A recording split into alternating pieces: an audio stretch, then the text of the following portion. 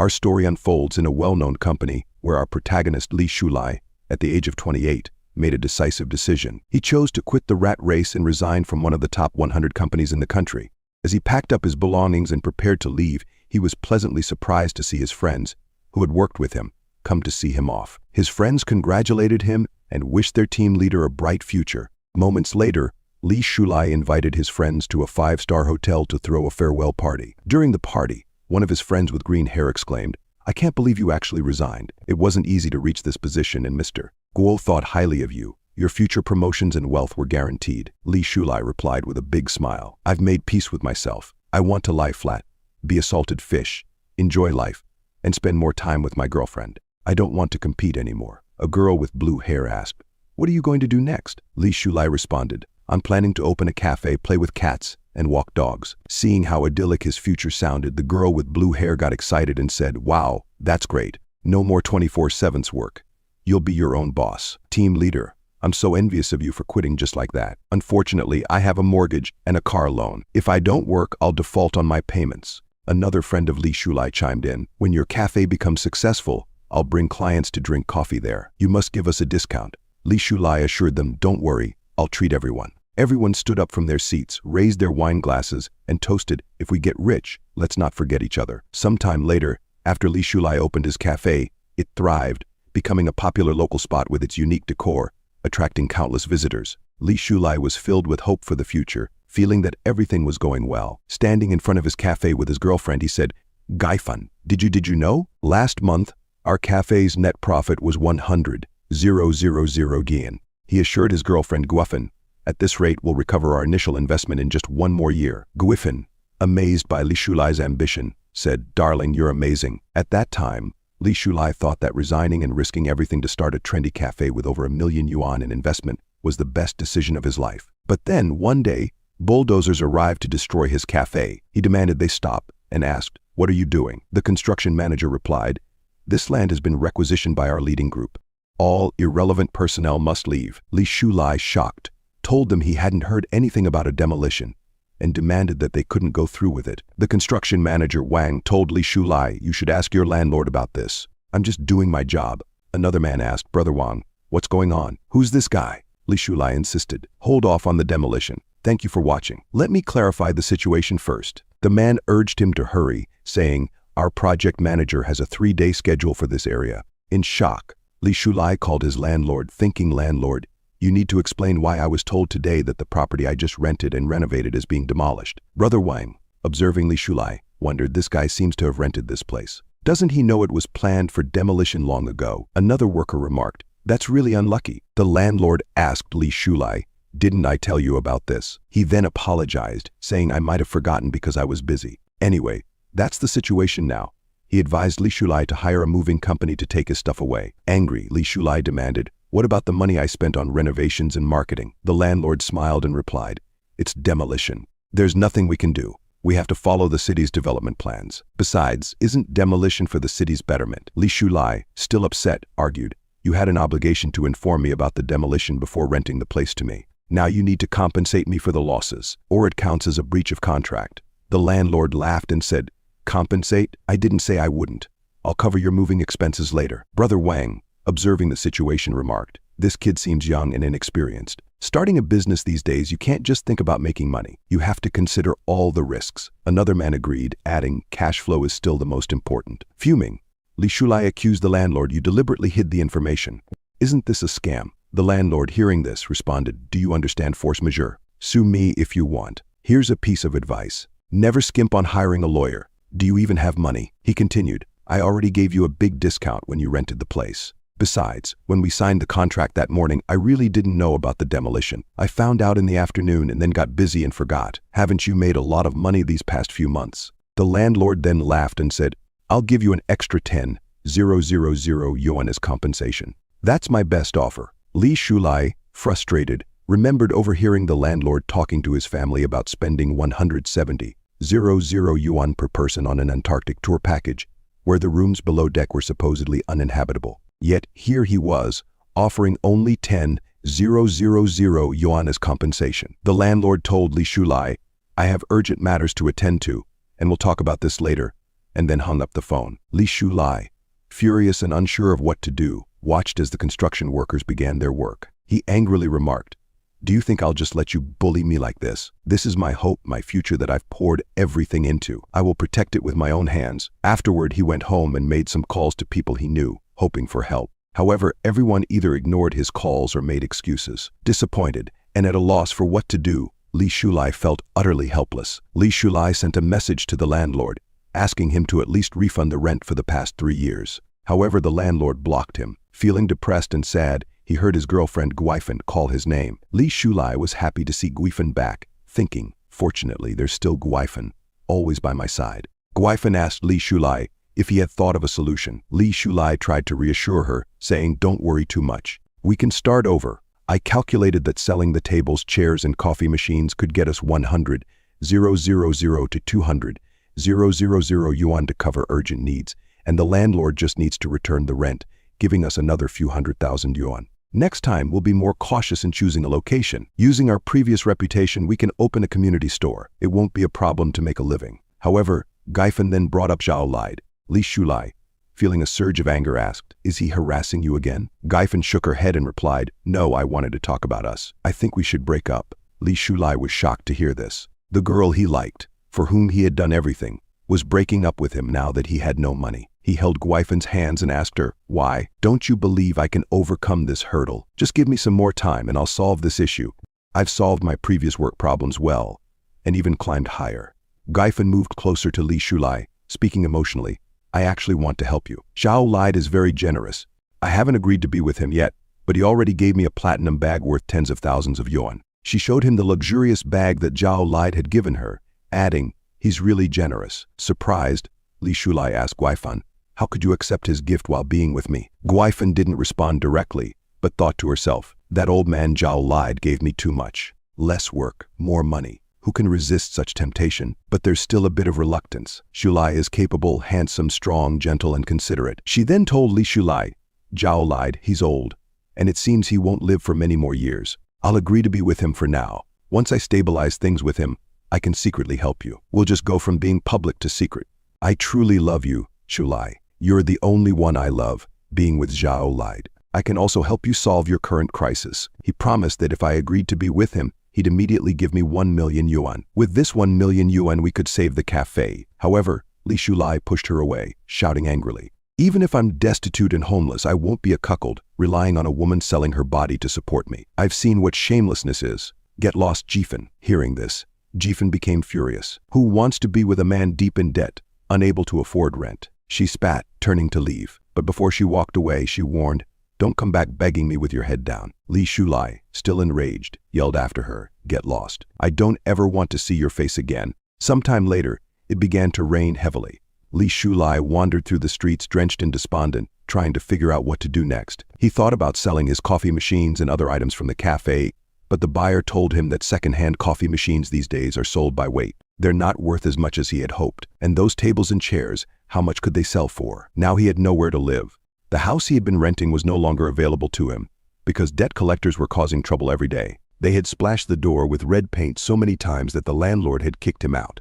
Every day, the debt collectors demanded to know when he would pay back the money, coming to threaten him relentlessly, frustrated and disappointed. Li Shulai didn't know what to do. He returned to where his cafe had once stood, now demolished, and thought, "I clearly overcame the hardest step, seized the opportunity and succeeded in my business. Why am I encountering such a low probability event? Why am I at such a dead end?" He looked up at the sky and asked God, "Are you playing with me?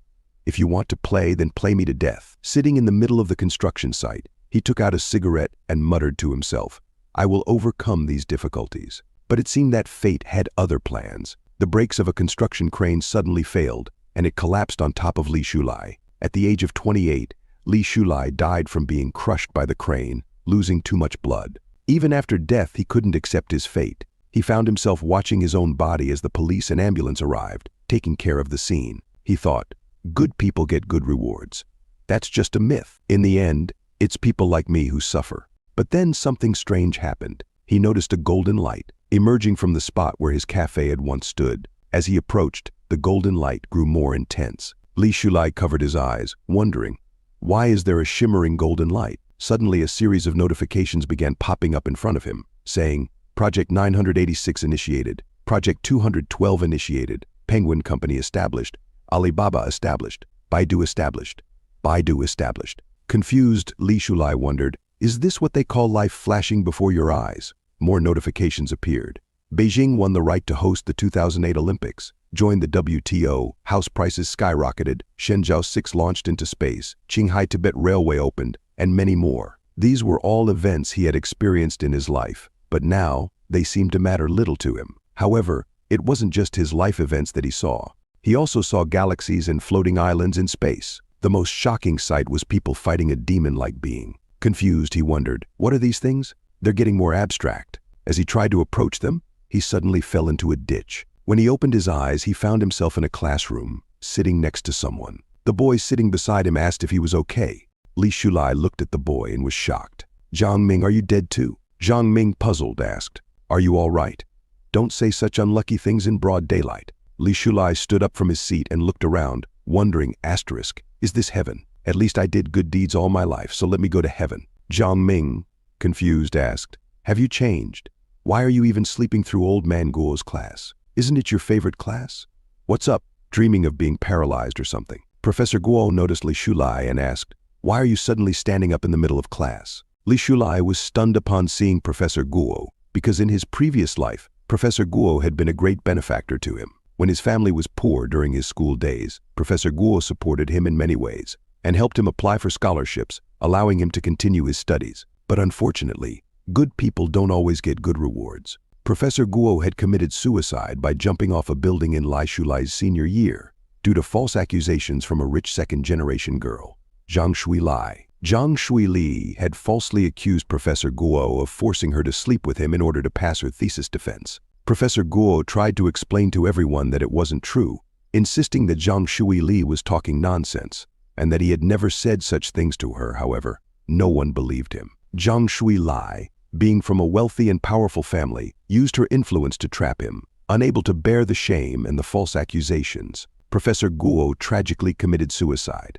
That's how Li Shulai's benefactor died unjustly and undeservedly, right in front of him. Seeing Professor Guo again, Li Shulai became emotional and hugged him tightly, saying, Professor Guo, I knew with your character you would definitely go to heaven. Thank you so much for nurturing me. Without your careful guidance, I wouldn't have been able to make it here. You must be ready to reincarnate, right? How many numbers ahead? I should calculate when I can reincarnate too. I wish you a good reincarnation, full of wealth and glory. Professor Guo grabbed a book and hit Li Shulai on the head. What are you talking about? Are you in a rush to reincarnate and dragging me along?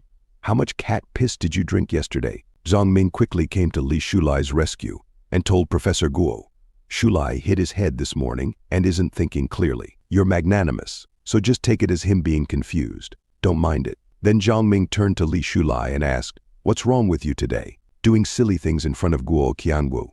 Hurry up and get back to your seat. Do you want to fail? See if you're dreaming or if you're in class. Surprised, Li Shulai wondered what Zhang Ming meant, but as he looked around, he realized he was in a classroom. Shocked, he quietly returned to his seat. Zhang Ming then advised, go wash your face after class. I told you not to stay up late studying at night. You've studied yourself silly, still confused.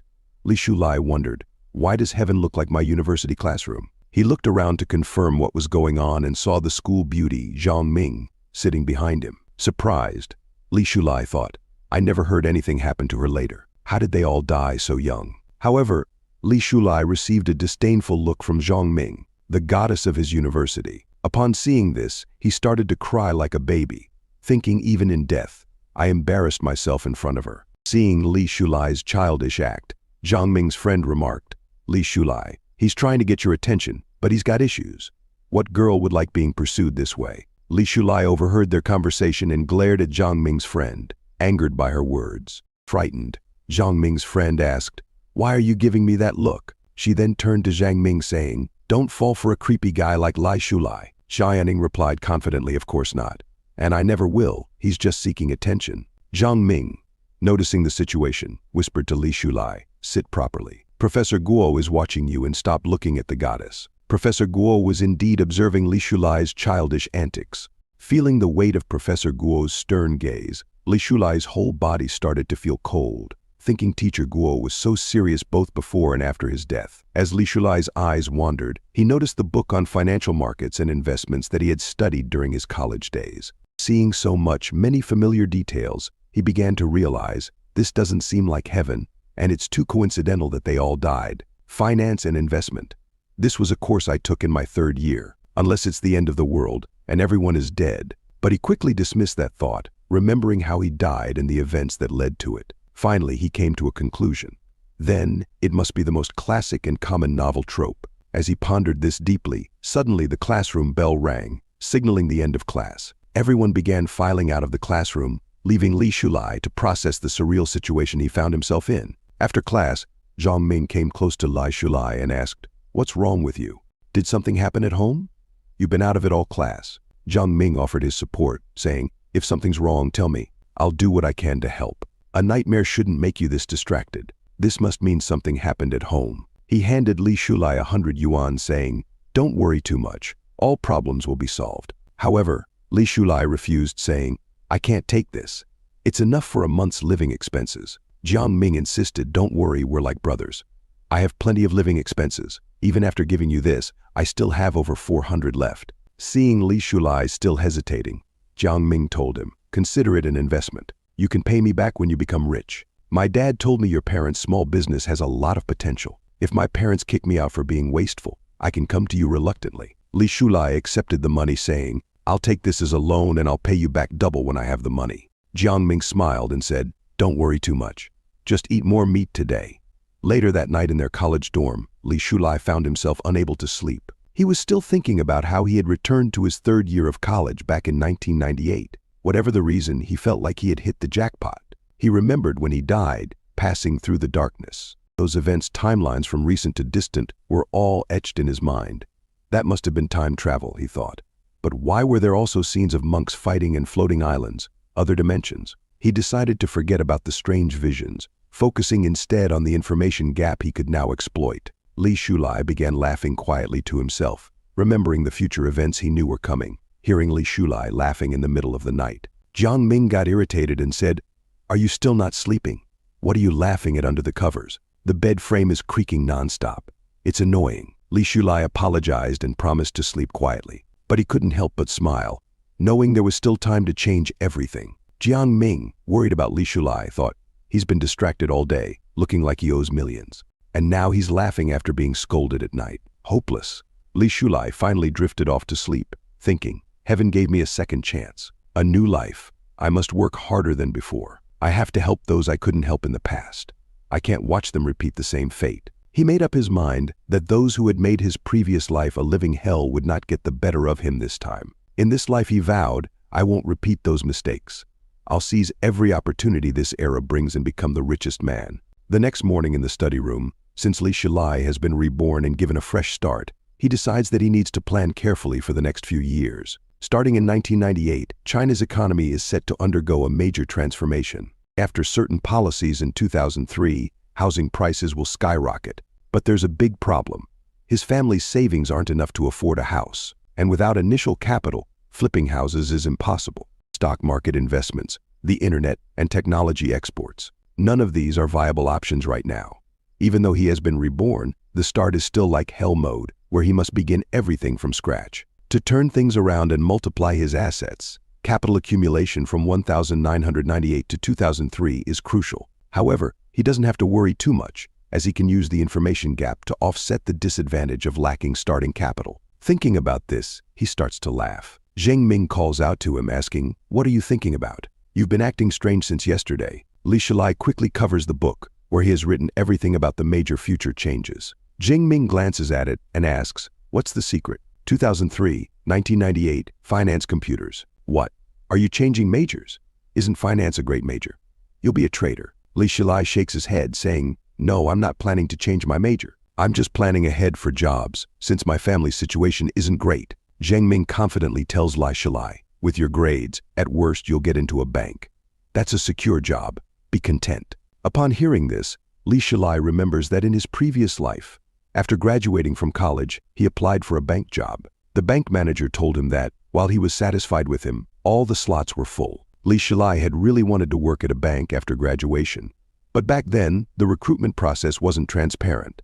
Without any connections, he was directly eliminated. Li Shulai then says to Jiang Ming, "I think your dad is right. My parents' small business indeed has good prospects, but they think farming is easier and want to go back to it. I'm trying to figure out how to persuade them." Li Shulai had Jiang Ming's dad was right. If his parents had persisted in their business in his previous life, they wouldn't have made a fortune, but they could have become moderately well off. Instead, they gave up after 3 years and returned to farming. Fortunately, the farming turned out well. His dad was clever. And while they didn't achieve significant prosperity, they were never hungry. Seeing Li Shulai so confident, Jiang Ming says, "I'll talk to my dad and analyze the prospects. We'll use practical theories to help persuade your parents. Don't worry too much." Li Shulai feels a wave of relief and happiness, saying, "That's great." But Jiang Ming adds, "My dad is quite busy now. The downtown restaurant we just opened isn't stable yet, and he's tied up with that." Upon hearing this, Li Shulai remembers that in his previous life, Uncle Zhang had done well in business, but later offended someone, leading to bankruptcy. Jiang Ming disappeared after that. He still recalls the moment when Jiang Ming, in tears, told him he was leaving the city, saying, "I don't know when we'll meet again, but you must succeed. I believe in you. You can do it." Li Shulai didn't expect Jiang Ming's fate to be so tragic in his previous life, so he gives Jiang Ming some advice. When growing a business, it's essential to keep liquid funds, avoid breaking the capital chain, and be wary of petty people. Your dad is a good man, but he speaks straightforwardly. I have heard that business is like a battlefield. One misstep, and you could fall into someone's trap. Be careful. Jiang Ming, hearing this, laughs and says, "You're talking like an old man. Don't worry too much. My dad surely knows these things. We don't need to stress. Come on, class is over. Let's go to the bathhouse." Seeing Jiang Ming so carefree and happy, Li Shulai thinks, if I tell him now that his dad's business will fail, he'll think I'm cursing them. In the future, he needs to keep an eye out for this petty person and help them when necessary. After all, Jiang Ming never looked down on his poor family for 3 years. He always ordered extra food when they ate in the cafeteria, pretending he couldn't finish it, and then giving it to Li Shulai. Knowing Li Shulai's family situation, he often found excuses to give him money, saying, "You think I'm lending you money for free? When you're rich, I'll charge you high interest." He had protected Li Shulai so much before. Now it was Li Shulai's turn to protect him. Later that night, in the student bathhouse, while taking a bath, Li Shulai was deep in thought. With my current skills and family background, standing out in the finance industry is tough. In his previous life, without a degree from a prestigious school, he couldn't find a good job after graduation. Fortunately, he had decisively switched to the computer industry. And after years of persistence and effort, I'm going to tell you a story. He had made some achievements in programming. Now he needed to pick up his old trade and seek opportunities in the internet sector because in the coming years the internet would rapidly develop and many prominent figures would emerge. As long as I seize the opportunity, I can ride on other success and become a winner. He recalled that in 1999 Yang Feilong would establish Feilong Technology in Hangzhou City. Just 8 months away, isn't this the first opportunity delivered to me, he thought. With his skills from a few years later, he'd be a top programmer now. If he could secure a position at Feilong Technology, his assets would surely multiply. Once he had accumulated initial capital, he could go further and climb higher. With this, he could not only rewrite his own destiny, but also change China's destiny, making it a dominant global power. Suddenly, he noticed that his soap had slipped from his hands. As he bent down to pick it up, he felt a sudden coolness. Turning his head back, he saw Jiang Ming standing behind him, smiling. The soap fell on the floor. "Why aren't you picking it up?" Jiang Ming asked. Li Shulai quickly stood up without even picking up the soap. Li Shulai told Jiang Ming, "Don't speak in riddles. I'm a straightforward guy." Jiang Ming laughed, saying he was just joking. He grabbed his clothes and headed out for his shower, telling Li Shulai, "Take your time showering." But suddenly, Li Shulai noticed a golden light emerging from Jiang Ming's body. Startled, he shouted, causing Jiang Ming to turn back in surprise. "What's wrong?" Jiang Ming asked. The golden light began to flow into Li Shulai's body, leaving him in shock. What is this golden light? He wondered. Then he remembered that in his previous life, just before he died, he had seen the same golden light at the cafe. It was the same light he saw while time traveling. Li Shulai called out to Jiang Ming, asking, "Have you noticed any golden light on you?" Jiang Ming, confused, asked, "What are you talking about? Is it Ultraman's light? I don't see any golden light on you. Have you been watching too much TV?" He then told Li Shulai, "Don't startle me like that. You scared me." Li Shulai looked at his hand, but the golden light had vanished. Confused, he wondered if it was some kind of illusion brought on by his time traveling. Jiang Ming, noticing that Li Shulai had been acting strangely lately, advised him, just take a good shower and relax. If it doesn't get better, let's go to the school clinic tomorrow for a checkup. However, Li Shulai remained puzzled, still wondering what exactly the golden light was. Sometime later at the college cafeteria, Xianing's friend asked her, "Have you noticed that Li Shulai hasn't been around much lately? We used to run into him all the time." Xianing, noticing how much her friend was talking about Li Shulai, responded, "You seem to care about him a lot. If he appears, he appears. If he disappears, he disappears. It's none of my business." Her friend shook her head. "It's not like that. I think he's realized he can't get your attention, so he's found a new target." Xianing also found this strange, because Li Shulai used to ask about her often. Whatever elective she chose, he would choose too. He would even come to the library when she went. He was always present in class, sitting in noticeable spots to catch her attention. But now he often skips class, and even when he does attend, he sits in the back reading other books. What is he up to? Xiaoning wondered. As she was thinking about this, her friend nudged her, saying, "Xiaoning, look, speak of the devil, there he is. The big romantic is turned into a bookworm. Is he preparing for graduate exams?" They both saw him approaching, deeply engrossed in his notes, planning and writing about future opportunities he knew of. He couldn't afford to wait 8 months to approach Yang Feilong. It would be too late by then. Yang Feilong's business empire had overlooked some key issues in its early stages, and Li Shulai needed to identify these problems as soon as possible. He was so absorbed in his thoughts about future events that he didn't even notice Xiaoning and her friend. Jianing, seeing him like this, thought, "So he's playing hard to get with me. Some people just can't change their habits." Li Shulai was so focused on his book that he didn't see her and accidentally bumped into her. Xianing's lunchbox fell to the ground, spilling its contents. Angrily, she confronted him. "Are you pretending not to see us? We didn't even move, and you bumped into us." Li Shulai quickly apologized, saying he didn't mean to. But Xianing was too upset. She snapped, "How long are you going to stalk me like this? Don't try to get my attention with these tactics. I don't fall for hard-to-get games.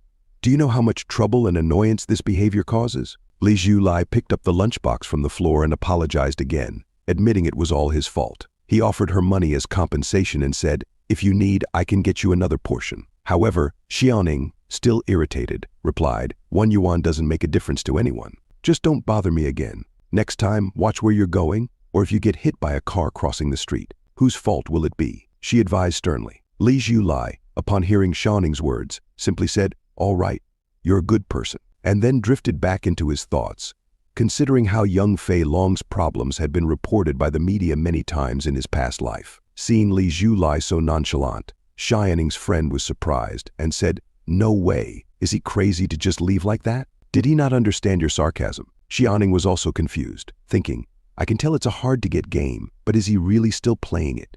His skin is really thick."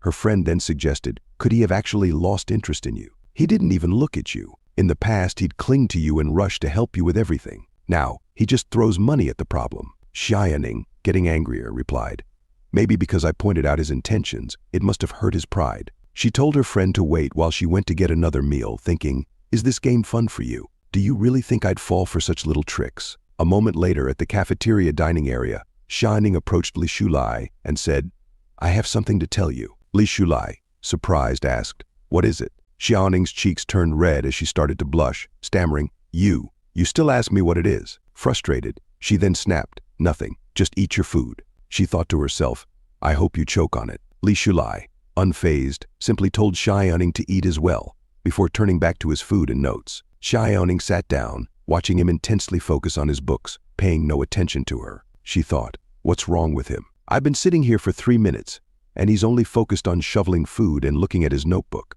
He's really holding back from saying a word to me." Suddenly, Li Shulai noticed something and looked up. Xiaoning thought, "Is he about to burst and talk to me now?" But then she realized he wasn't looking at her. Curiously, she wondered who he was looking at. As he turned, she saw a girl with blonde hair. Zhang Shuilai, Xiaoning thought. So he's fallen for someone else. Zhang Shuilai dresses up flashy every day, and her family is rich. Indeed, there aren't many men who don't like that kind of woman. Xiaoning sneered. "A toad cannot dream of eating swan meat. Do you even know what kind of person Zhang Shuili is? Li Shulai, in your next life, be born into a better family if you want to pursue someone like her." Li Shulai calmly replied, "You misunderstand, but I don't need to explain it to you." He finished his meal and said to Xiaoning, "You can do as you please. I'm leaving." Xiaoning was taken aback by his response and retorted, "Don't be too much. What Xiaoning didn't understand was that Li Shulai wasn't looking at Zhang Shuilai because he liked her. It was because of what he remembered from his previous life. Professor Guo's life was completely ruined by Zhang Shuilai's scheming. Not only did she destroy his career, but she also used her wealth and influence as a second-generation rich kid to twist the truth, bribe the media, and force him into a corner. Even his wife and child's lives were affected. They were ostracized, judged at work and school, and publicly shamed. To prove his innocence, Professor Guo had pleaded to the media, insisting that throughout his life, he had been loyal to his wife, responsible toward his students, devoted to his son, and diligent in his work, always upholding his principles. Yet, he ended up as the target of destructive rumors, which spread like wildfire. Professor Guo, unable to clear his name, chose death as a means to prove his innocence, hoping to be remembered as an honest man. In his final words, he declared that he had never coerced or sexually harassed any student. He had no regrets in life, except for the pain he had caused his wife and child. After saying those last words, he jumped from the college building in front of everyone. When Li Shulai arrived at the scene back then, he saw only the tragic sight of a falling body. The heartbreak he felt was indescribable. The professor's wife and child also witnessed everything, their hearts shattered. Unable to bear the loss, the professor's wife later committed suicide, leaving their 10-year-old son to be raised by others. A good family was destroyed just like that. But the real culprit, Zhang Shuili, was enjoying her life without a care in the world. She scoffed. That old man thought proving his innocence by dying would affect me. How laughable, her friends agreed, saying exactly. Besides, he was already old. Sooner or later, he would have died anyway. Dying earlier just saves on burial costs. Zhang Shuili felt no remorse, knowing that whatever happened, her father could handle it with money. It's better he's dead. No evidence left. Life is precious. Why seek death? She added callously. Li Shulai, who had overheard everything by chance, felt a surge of anger. Zhang Shuilai, you may never die well, he thought. Coming back to the present, he reflected, pursue her. Why would I pursue her? Not only will I not pursue her, but I'll also make her pay for her crimes. Xiaoning, noticing the anger on Li Shulai's face, grew frightened. Li Shulai, her reaction, said, I know what you think of me. You believe I liked you, but now I don't. And you think I've turned my attention to another woman. That's why you're upset and sarcastic with me. He then asked her, in the finance industry we study, do you know what's most important? Xiaoning replied confidently, of course I know. These are basic concepts from class, forward-looking vision, and persistent perseverance. Li Shulai laughed. Wrong. It's liquidity funds. Without liquidity, the capital market collapses. He continued explaining, the financial wizards you'll meet in the future. Their success largely depends on risk management and optimizing their liquidity. Whether it's stocks, bonds, futures, or derivatives, the principle is the same. As he spoke, Xiaoning found herself lost in his words. What on earth is this guy talking about? She wondered. But at the same time, it seems to make a lot of sense. Li Shulai advised her, just burying your head in books will make you a bookworm. You should start thinking about more serious things. Xiaoning was confused. Is he serious? She wondered. What was he even talking about? It felt like he was looking down on her. But deep down, she knew he didn't mean it that way at all. Before she could ask for clarification, he disappeared from in front of her. Frustrated, she shouted, Li Shulai. In anger, I got lectured and didn't even talk back, she thought, her mind racing, with 1,000 ways she could have responded. Next time, for sure. Meanwhile, outside, Li Shulai was thinking, Xiangxi Yumi, Ma Xiaoning is nothing special. How did I not realize in my past life that Mei Xiaoning was so shallow? As he recalled the past, he remembered that Xiaoning's friend once told her, I think Li Shulai really likes you. He seems like an honest guy. Why don't you consider him? People often say that marrying an honest person is a good choice, proving that honest people are still valued in the marriage market. However, Xiaoning told her friend, don't compare me to just any random guy. It makes me sick. But if he wants to go after me, let him. If he wants to be nice to me, I can't stop him. In his past life, Li Shulai realized his perspective was too narrow. Being a sycophant, he was smitten by the slightest kindness from Xiaoning. He was completely infatuated with her. Who knows how much time he wasted? He even told Zheng Ming, the school beauty glanced at me. Could it be that she's starting to change her opinion of me? But now, when he remembers those things, he feels nothing but frustration. Because in Xiaoning's eyes, he was just a pushover. But in this life, he resolved, I will cherish my time and start by not being a pushover. Rather than trying so hard only to become a laughingstock, it's better to become strong and unattainable. Building a business is better than dating.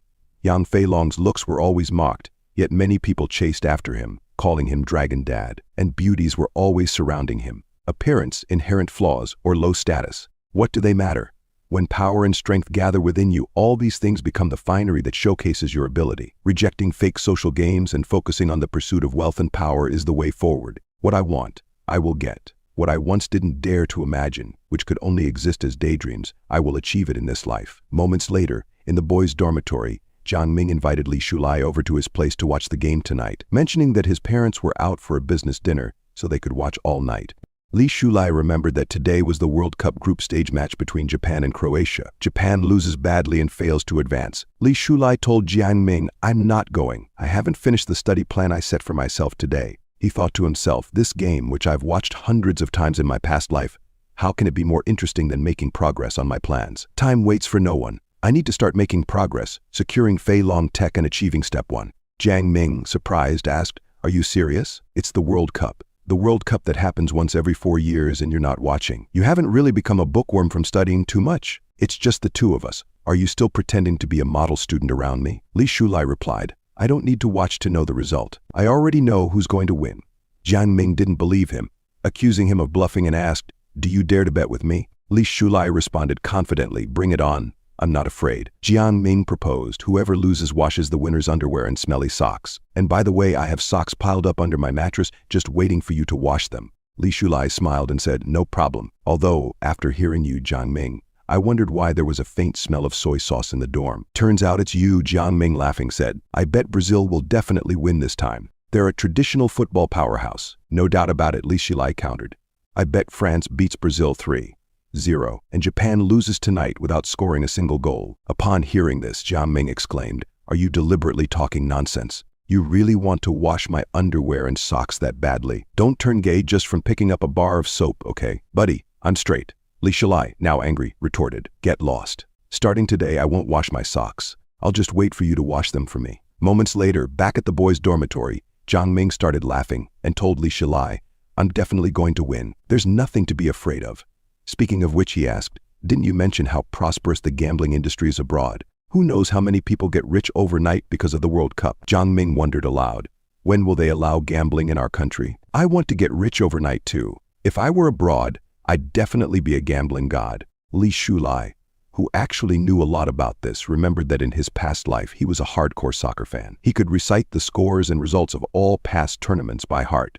Guessing the outcome was a piece of cake for him. He recalled that in 2001, a football lottery was introduced domestically. In a perfect scenario, it could indeed make anyone rich overnight. Rapidly accumulating wealth, however, as good as reincarnation might seem, the butterfly effect is a terrifying thing. Who knows if a butterfly flapping its wings might cause a tornado? Besides, he needed to figure out quickly what those golden lights were all about. In his past life, his luck was incredibly bad. Even though everything was in place, he always fell short by one move. He wondered, what if all my luck in this life was used up just to be reborn? If I lose the advantage of foresight after winning 2 or 3 times, wouldn't that be a loss? For now, he realized he should try to maintain the timeline, let events happen as they originally did, and not make any changes. He told Jiang Ming, "Gambling is essentially just that, gambling.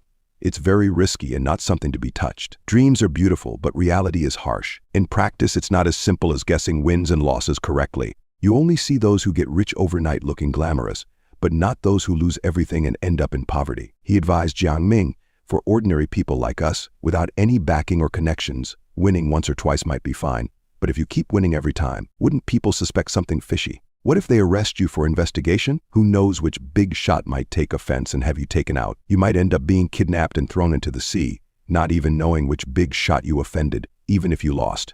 Luckily, get that much money.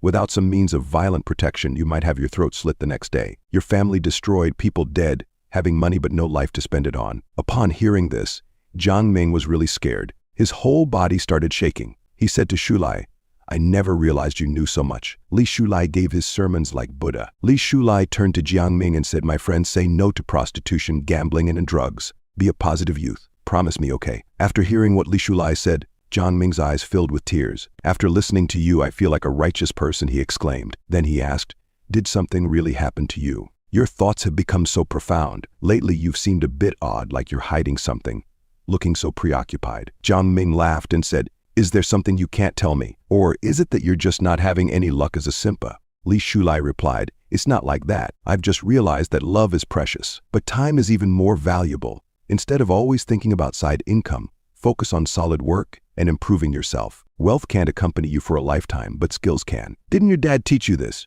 Jiang Ming, annoyed, retorted. Stop letting my dad feed you this toxic positivity. A moment later, Jiang Ming asked again, are you really not coming to watch the World Cup? I've already bought peanuts and beer. But once again, Li Shulai told him that he wasn't going.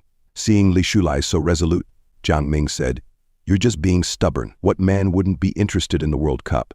It's the World Cup. However, as a close friend, Jiang Ming couldn't shake the feeling that something must have happened in Li Shulai's family. He's probably too embarrassed to ask me for money, Jiang Ming thought, and might be sneaking out at night to do part-time work. I'll be the understanding friend by his side and not expose him. He then asked Li Shulai, if something's wrong, you can speak up. If you need any help, I'll definitely be there for you. Li Shulai reassured him, you don't have to worry. Everything is fine. After hearing this, Jiang Ming headed towards his home to watch the match. Li Shulai smiled, thinking, if in my past life, Jiang Ming hadn't disappeared due to his family's bankruptcy. When I went bankrupt, he might have been the only one willing to help me. As Jiang Ming stood outside the door, he said, no matter what, I'll always be here for you, brother. Li Shulai decided that in this life, he wouldn't let good people go unrewarded. Later at the computer lab, Li Shulai was using the college computers to complete his mission. He was creating software that balanced innovation and readability with a clear structure and no redundancies. It was definitely an astonishing program designed for this era. He thought to himself, hard work pays off. It wasn't in vain that I rushed to the computer lab right after class. Li Shulai finally completed a satisfactory first-generation e-commerce program. However, he didn't expect that operating computers from this era would feel so nostalgic. He grabbed the CD containing the program, thinking, when Yang Feilong sees this CD, he might just kneel down and call me dad. A moment later, in the hallway, Li Shulai saw Zhang Shuili with Mr. Lin, who had kiss marks all over his face. Zhang Shuili was asking him to do something for her. Upon seeing this, Li Shulai thought, with that scheming look, she must be up to no good. Zhang Shuili is probably doing something with Mr. Lin to get good grades. He continued thinking, another victim. She's probably using some leverage she created to achieve her unspeakable goals. Lost in memories, Li Shulai recalled an incident from his previous life. He had accidentally overheard a conversation between two girls. One of them asked her friend, do you think what happened to Professor Guo is true? He ended up so tragically. If it's false, what does Zhang Shuili gain from it? She has everything. Why would she ruin her own reputation? Her friend replied, what reputation? After this, she still maintains her pure and innocent image. Money isn't everything. There are plenty of wealthy and powerful people at school. Someone like Professor Guo, who sticks to his principles and refuses to compromise, ended up jumping off a building. Those who couldn't resist her allure are repeatedly threatened and coerced into doing shady things for her. You know Wang Quan dropped out because she offended Zhang Shuili and couldn't stay at school anymore. Her friend asked, but why do those teachers just listen to her? The girl replied, what else can they do? Teacher-student relationships are sensitive, and many of them have families. If they want to keep their jobs, they have to endure it. Plus, she always keeps evidence of her flirtations. The girl with pink hair got angry and wondered, with so many people, why hasn't anyone exposed her true nature? With her methods, you wouldn't even know how she destroyed you. She just finished off Professor Guo, didn't she? Suddenly, both of them noticed Li Shulai, who had been listening to their conversation from behind. Upon seeing Li Shulai, both girls immediately stopped talking and started to leave. But Li Shulai, angered, stopped them and demanded, tell me everything you know. The orange-haired girl, clearly frightened, told him, I'll tell you, but I just heard it from someone else. It might not be true. In the present, Li Shulai wondered if that male teacher was also being blackmailed by Zhang Shuili. No one would have expected that someone as well off as her would resort to seduction and unspoken rules to play the campus version of a honey trap. Li Shulai smiled to himself, thinking, let her be smug for now. Those who achieve great things must prioritize and endure hardships. But the only goal I have now is to take down Yang Feilong. I can't waste extra energy on her, or I'll get stuck like glue, wasting precious time that could be spent seizing opportunities. He then thought to himself about Zhang Shuili. Just wait. You used money to drive Professor Guo to his death, but one day you'll fall into an abyss because of that same money. I will be the one to create that abyss for you. As Zhang Shuili left, Li Shulai came out of the computer lab. Lost in thought about Zhang Shuili, he wasn't paying attention to his surroundings. Suddenly, he bumped into a beautiful girl who was carrying a stack of books. The girl fell to the ground, and all her books scattered. Li Shulai quickly apologized and offered her a hand to help pick them up. However, the beautiful girl politely refused, saying, you don't have to, I can do it myself. As he bent down to help anyway, their hands accidentally touched. She blushed and quickly pulled her hand away, looking a bit shy. Li Shulai apologized again, explaining that he had been lost in deep thoughts and hadn't been paying attention to where he was going. The girl reassured him, "It's okay. I was in a bit of a hurry as well." As Li Shulai got a closer look, he suddenly recognized her. Isn't this Liao Kexin? In his previous life, she had become a best-selling author and was also his idol. She had burst onto the literary scene as a dark horse, with her debut novel selling over 1 million copies. She was renowned for her writing about urban youth, and her works explored life beyond romance. Touching on deep themes, her writing was exceptional, and with just a few strokes she could bring characters to life, making them relatable and resonant. When Li Shulai realized that his idol was now his schoolmate, he felt both proud and honored. Without thinking, he excitedly called out, "Liao Kexin?" Startled, Liao Kexin asked, "Do you know me?"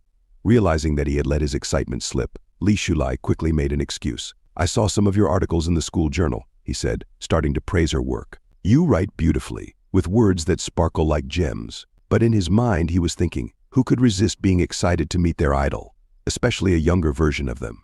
He continued, "I happened to attend a school event once, and saw you receiving an award on stage. That's how I remember you." Hopefully this explanation works, Li Shulai thought. Liao Kexin blushed, accepting his explanation without any suspicion. But as he looked at her, Li Shulai remembered how, in the past, at press conferences and in photos, she appeared dignified and elegant. Now, seeing her younger self, she looked so shy and cute. Meeting my idol in her youth is such a treat, he thought, feeling both happy and emotional. Being a fan is never a waste of time. Gathering his composure, he asked, "Where are you taking all these books? I can help you carry them." Liao Kexin, still a bit nervous, smiled and replied, "You don't have to worry. I can carry them myself." Seeing Liao Kexin's expression, Li Shulai quickly clarified, "I don't mean anything else. I just want to make up for knocking over your books and wasting your time. Besides, I'm kind of your #1 fan, and I can't help wanting to chat more when I meet my idol. Don't think I'm weird." However, Li Shulai couldn't help but remember that in her past life, as her #1 fan, he never had the chance to get to know her before she tragically committed suicide due to depression. Dysfunctional family was the main cause of her death. He vividly recalled a news article he had read on the internet. Liao Kexin commits suicide at home, found with cloth wrapped around her neck. The article questioned, is it a distortion of human nature or a consequence of depression? When reporters asked her parents about the tragedy, they coldly replied, "Depression? What kind of illness is that?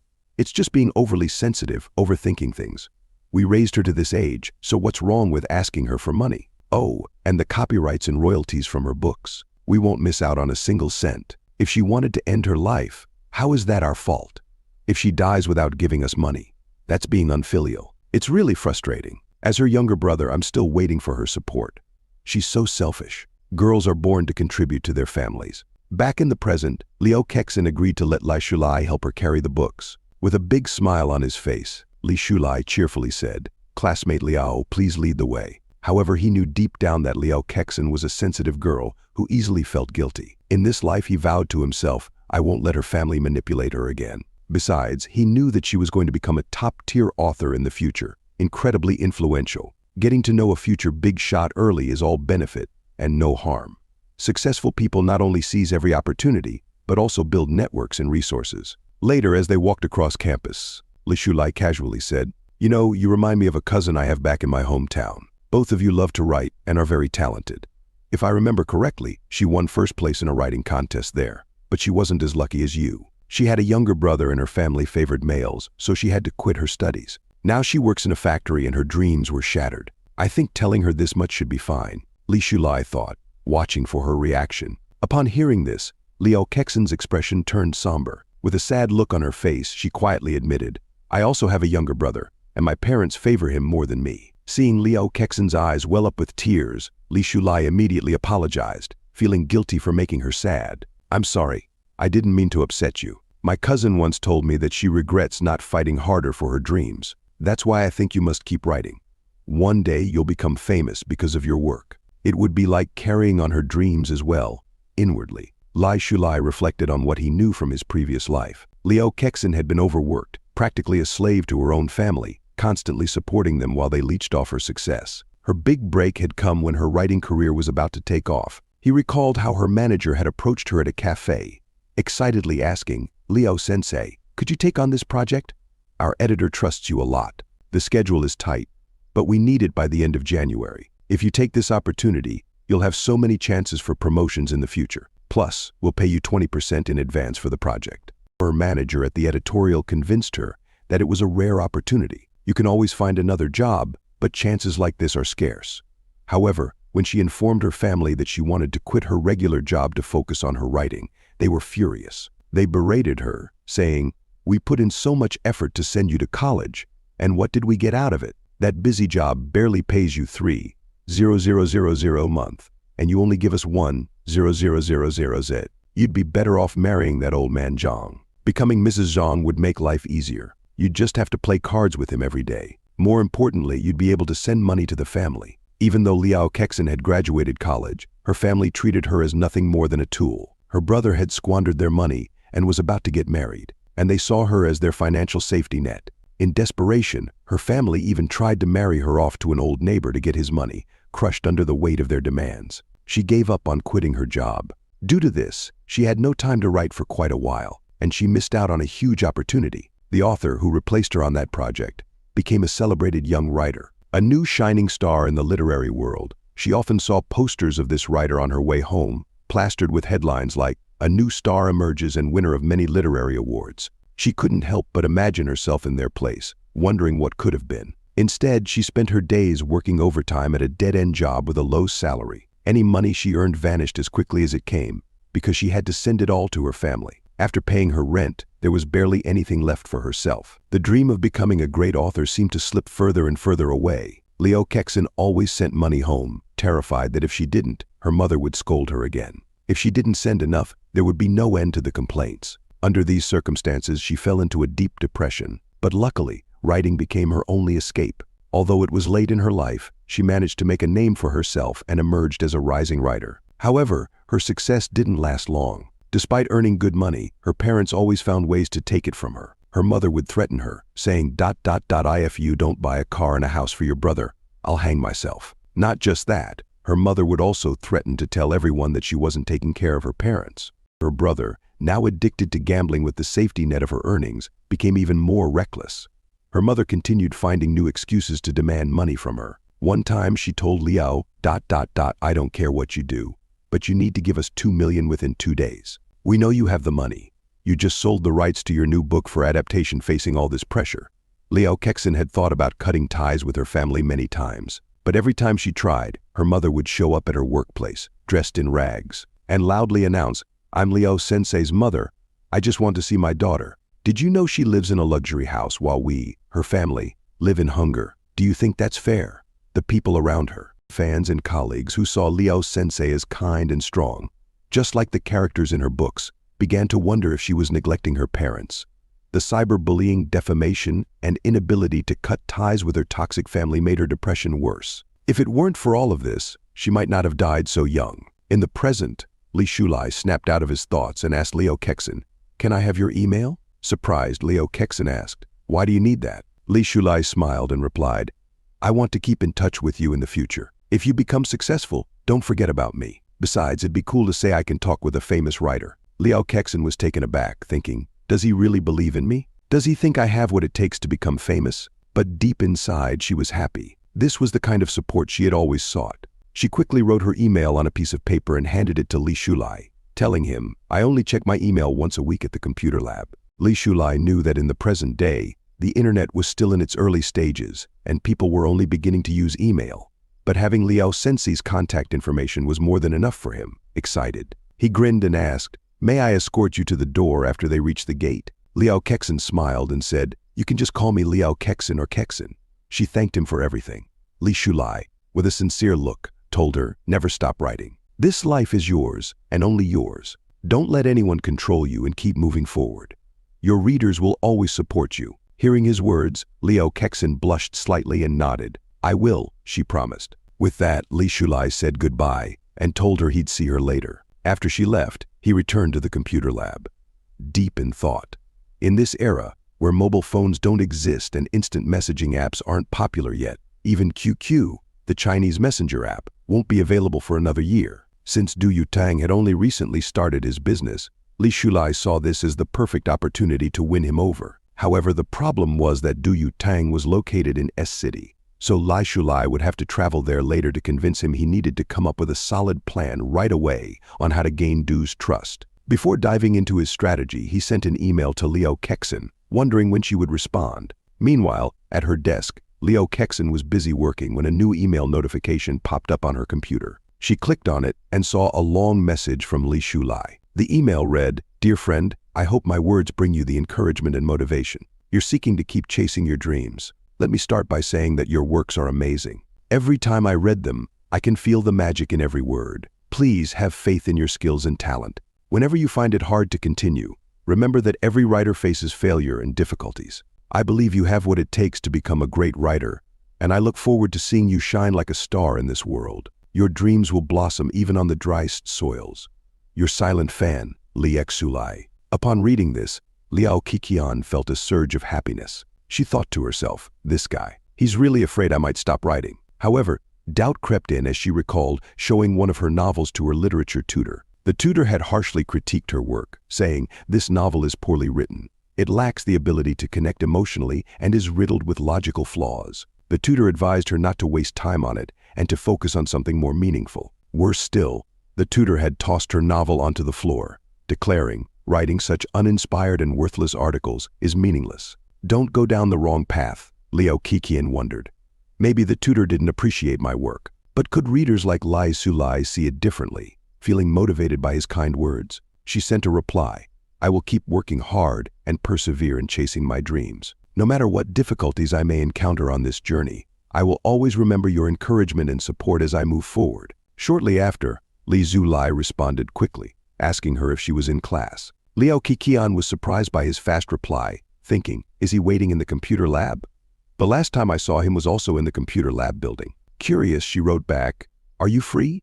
Want to grab lunch together at the cafeteria?" Li Shulai agreed, replying, "I'll be waiting for you in front of the computer lab building." Liao Qiqian smiled and replied, "Okay, I'll meet you there." A moment later, downstairs in front of the computer lab building, they met as planned, ready to share a meal and a conversation. Liao Qiqian met with Li Shulai, and Shilai told him, "I've recently written a draft of a novel and had really your feedback on it." Li Shulai, upon reading the draft, was taken aback. "This draft, isn't this the beginning of my favorite novel, Dust of the Heart?"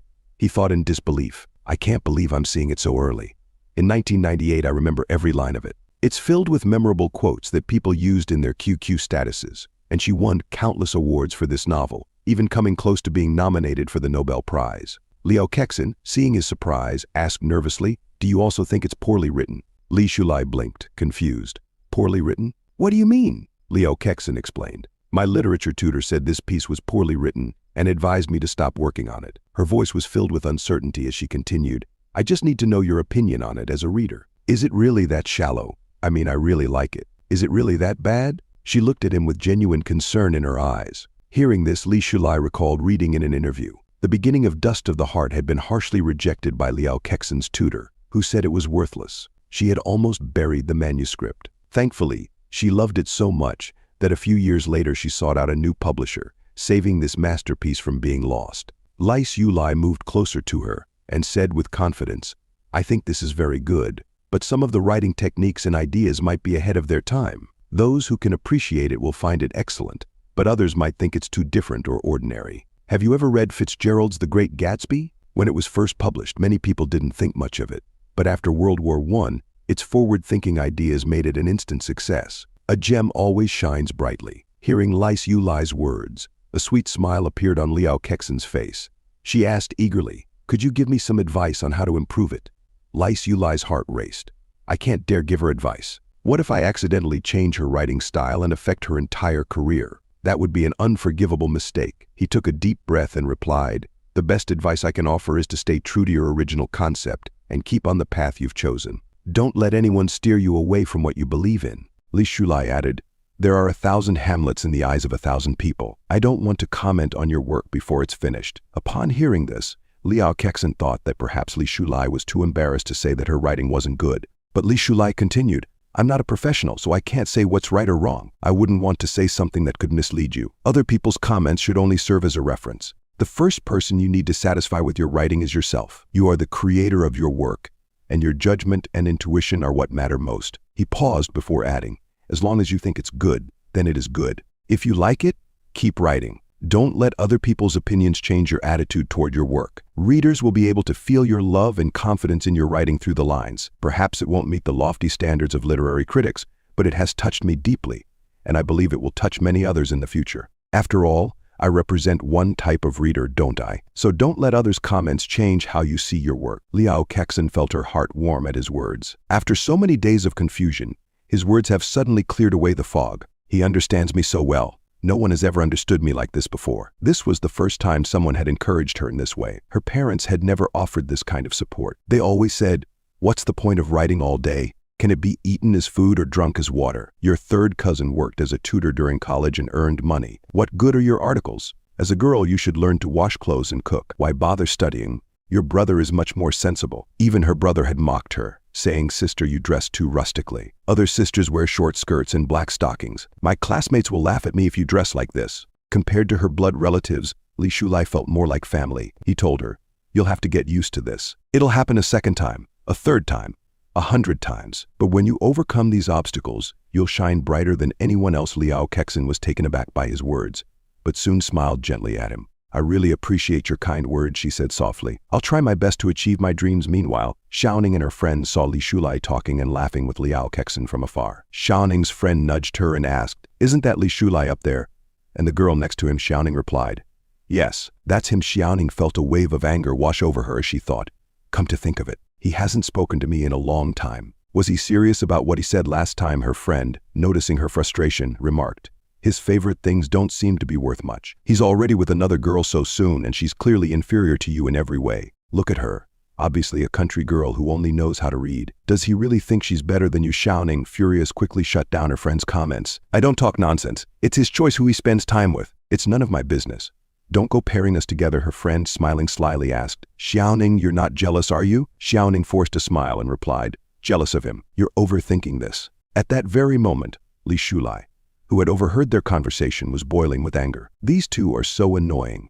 Why do they always show up to disturb me whenever I'm at the cafeteria, and to talk so loudly about me and my idol? It's insulting to the friendship I have with Liao Kexin." He clenched his fists, furious with Xiaoning and her friend, but quickly calmed himself down, thinking, "Thankfully my idol didn't realize what they were saying." Turning to Liao Kexin, he said, "Wait a minute, I'm going to say hello to my two classmates." He stormed over to Xiaoning and her friend, calling their names angrily. However, as he approached, Li Shulai was taken aback. "Ma Xiaoning, how did she get so far away? I thought she was just half a meter behind me a moment ago." Confused and surprised, he wondered, what's going on? Xiaoning's friend teased her again. "Look, he's coming back. Want to try and win him over?" Xiaoning, irritated, snapped, "Stop talking nonsense." Li Shulai, still fuming, clearly overheard their conversation. "I heard it again, so clearly from this distance. It doesn't make sense." Li Shulai thought to himself, "Forget it. Those two are useless. No need to pick a fight with them." However, he suddenly felt something strange happening with his body. Closing his eyes and focusing, he realized that the world around him had changed. The sound of the wind, the distant lecture of a teacher explaining derivatives, the function at a certain point represents the rate of change at that point. And even today's lesson on capital markets and investment portfolios, asset pricing models and risk management principles, came to him so clearly. He could also hear the sounds from the cafeteria, where a student was praising the lunch lady, saying, "Your cooking is delicious." "I've been starving for 5 days," another student complained. "Is this cursed? Why are the scrambled eggs with tomatoes so sweet? Jang Anan, do you want to die? How dare you put the chicken leg that fell on the table into my bowl? Are you trying to rebel?" The chatter and noise from the cafeteria filled his mind, despite the great distance between them. Surprised, Li Shulai wondered, is this a new ability brought by reincarnation? A wave of happiness swept over him. "Isn't this the legendary celestial ear? Let's call it that for now. I wonder how it activates. It seems like a passive skill. So what about active skills? Either way, this is incredibly beneficial." Noticing Li Shulai's strange behavior, Liao Kexin asked, "What's wrong with you?" Li Shulai quickly calmed himself and replied, "I was just thinking, since we're classmates, if we don't meet here, we'll meet somewhere else. There's no need to greet each other every time. It feels a bit too formal." But inside he was ecstatic. This must be some kind of ability. A golden finger. They call it that on the internet. Golden finger. He then told Liao Kexin, "It's past noon now. If we wait any longer, there'll be nothing left to eat in the cafeteria. Let's go ahead." Liao Kexin agreed, and both of them headed toward the cafeteria together. A few days later, Li Shulai visited X City, where Yang Feilong was hosting his showcase event. Standing on stage, Yang Feilong addressed the audience, saying, "Looking back, we've witnessed the rapid development of the internet and the emergence of the digital age. In this digital world, opportunities coexist with challenges, but I believe that as long as we dare to innovate and embrace change with courage, we can seize these opportunities and realize our dreams. Yang Feilong confidently addressed the crowd. I firmly believe that the commerce industry will undergo a major revolution in the digital age. With new technologies like the internet, AI, and big data, our lives and ways of working are being transformed. These innovations are disrupting traditional business models, offering unprecedented opportunities and capabilities to entrepreneurs and companies alike. Li Shulai, watching from the crowd, thought, indeed, Daddy Feilong. Just those soul-stirring words have already captivated the audience. His ability to hype things up is truly top-notch. Yang Feilong continued, in this digital world, we will break the boundaries of space, time, and language, creating an invisible link for global commerce. To put it simply, this means bringing electronic transactions to a global scale, ensuring that everyone benefits from convenient, efficient services that meet the Generalized System of Preferences, GSP standards. The crowd murmured in agreement. Yang Feilong's vision of a digital world and commercial revolution is truly outstanding. Some praised. As Yang Feilong basked in the approval of the crowd, Li Shulai saw the perfect moment and stood up, speaking loudly for everyone to hear. I think your dream is wonderful and will surely come true in the future, but there will also come a day when you'll be crushed. The crowd immediately erupted in anger. Who is this kid who doesn't understand anything but dares to speak so boldly? He's just a student, someone shouted. What's he saying? Coming here to cause trouble, another remarked. He's just showing off. Yang Feilong, startled by the interruption, thought, who is this argumentative kid ruining my event? He almost swayed the crowd just now. The event manager hurriedly called for security, barking at them. How could you let anyone in here so casually? But Li Shulai wasn't finished. He locked eyes with Yang Feilong and continued. I know what you're really thinking. I even know the deepest thoughts hidden in your heart. If you truly want to break through your difficulties, come find me. Yang Feilong stood frozen in surprise. What does he mean? Hidden thoughts in my heart. With a calm smile, Li Shulai turned and headed toward the exit, leaving the crowd in shock. The manager rushed over to Yang Feilong and said, people like him are just here to show off, trying to step on others to gain fame. You don't need to pay attention to what he says. Your grand plan can't possibly be crushed. Yang Feilong nodded and agreed. He really is speaking nonsense, but then smiled and added, yet, I don't know why, but I admire him. Don't you find that young man very interesting? Seeing him reminds me of my younger self. Even if he's just showing off or knows a little, daring to refute me in front of so many people makes me curious. The manager was surprised and asked, General Manager Yang, what is this? A moment later, outside Yang Feilong's office building, Li Shulai was standing there when Yang Feilong approached him. You said I will be crushed one day. I think your words are not baseless, and I'd like to hear your advice. Yang Feilong thought to himself. This young man is very purposeful and courageous. Even if he's seeking attention, we were all young once. Li Shulai glanced back at Yang Feilong and said, I knew you'd come out to find me, so you're still teachable. Yang Feilong, slightly startled, wondered, why am I so intrigued by this pretentious act? Li Shulai continued, I know you're working hard to build Feilong technology into a B2 billion-TOB enterprise. That's not a problem at this stage. After all, China has the advantage of a population dividend right now. He paused before offering advice. But think about it. Ordinary people aren't that wealthy yet. If they had access to cheaper consumption channels, what do you think they'd choose? Hearing this, Yang Feilong was confused and thought, could this guy just be a bookish idiot? I've already researched this extensively. Li Shulai smiled and explained, TOB is fine, but in the end, you must also focus on B2C, TOC, to succeed.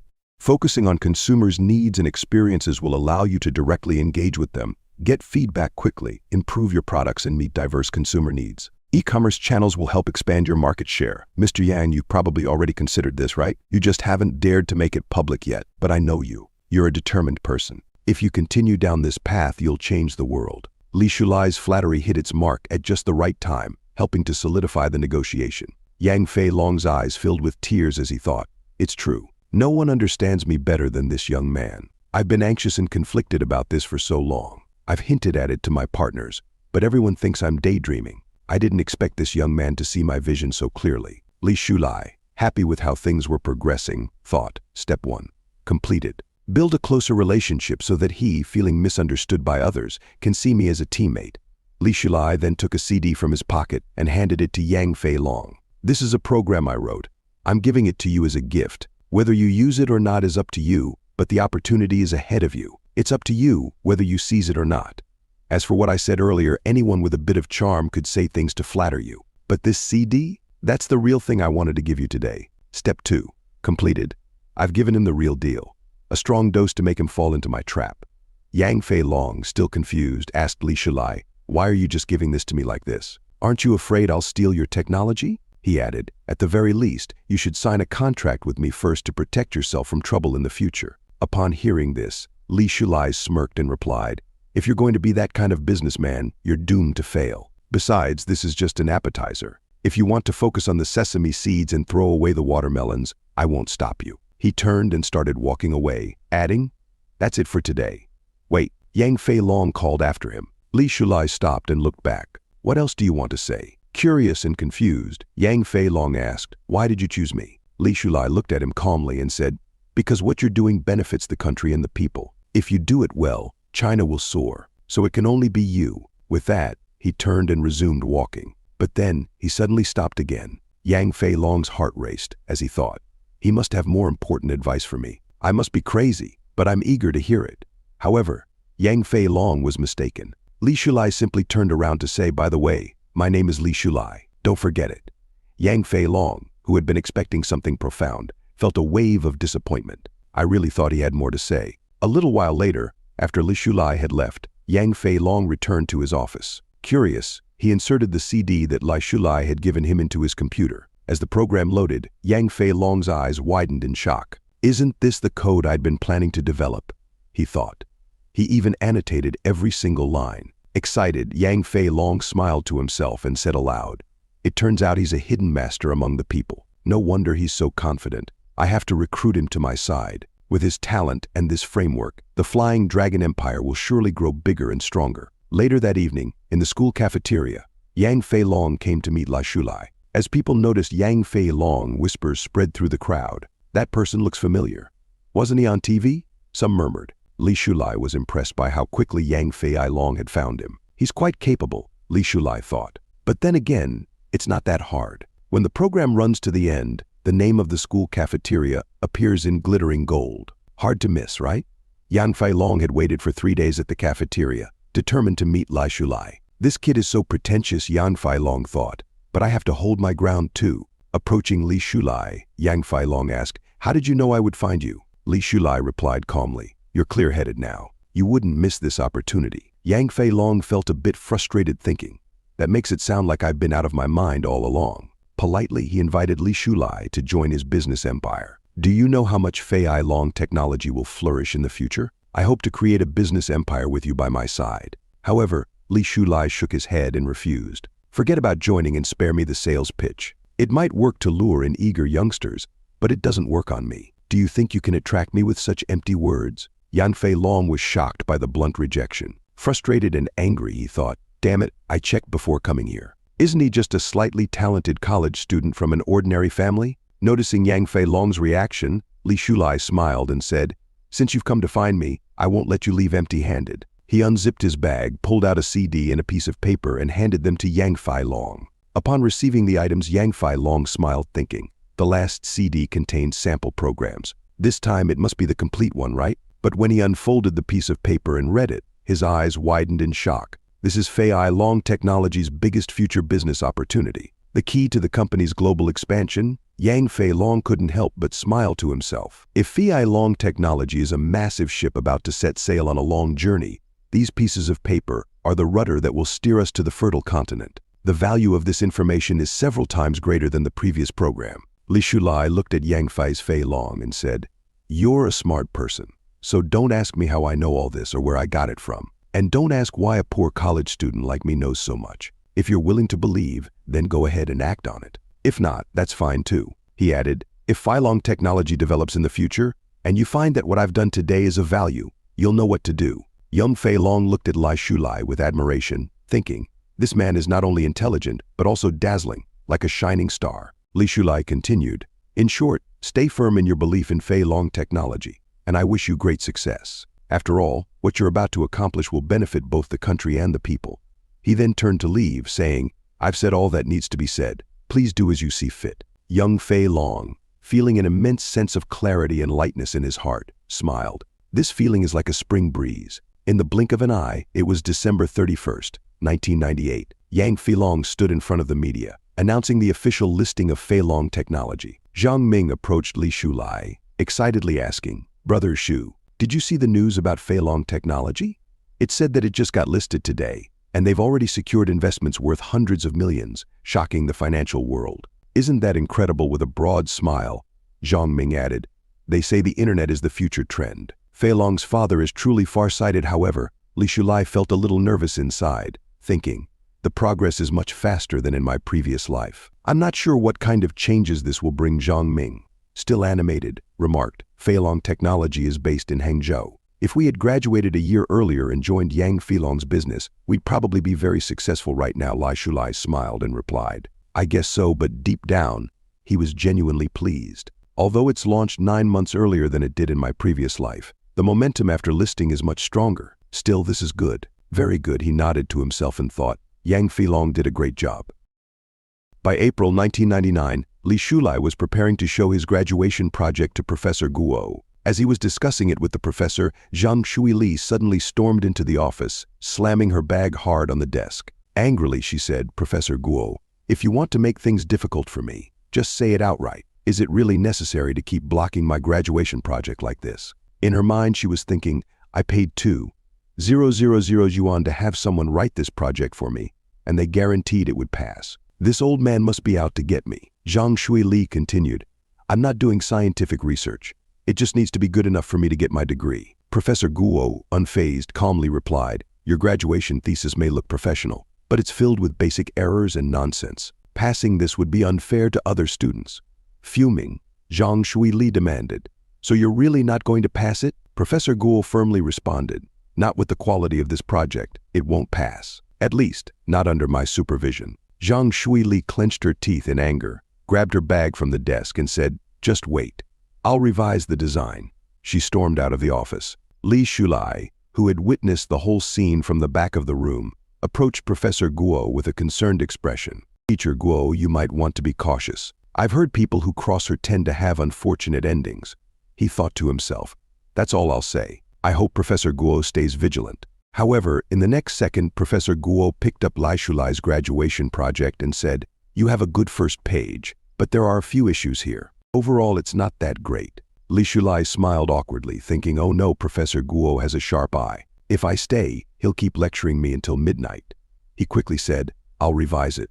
He grabbed his project and bolted, telling Professor Guo I'm going back to the dormitory to work on it. Once outside, Li Shulai thought, April is the most beautiful month of the year. In the blink of an eye, graduation season will be upon us. I hope it's a peaceful and smooth one. But then he suddenly saw Yang Feilong standing in front of him, smiling. I heard from your roommate that you came to the Science and Education Department, so I came here specifically to wait for you, Yang Feilong said. I want to invite you again to join Feilong Technology. You've been a great contributor to its success. Li Shulai politely declined, but Yang Feilong wasn't deterred. Before, Feilong Technology was just a vision, a blank check.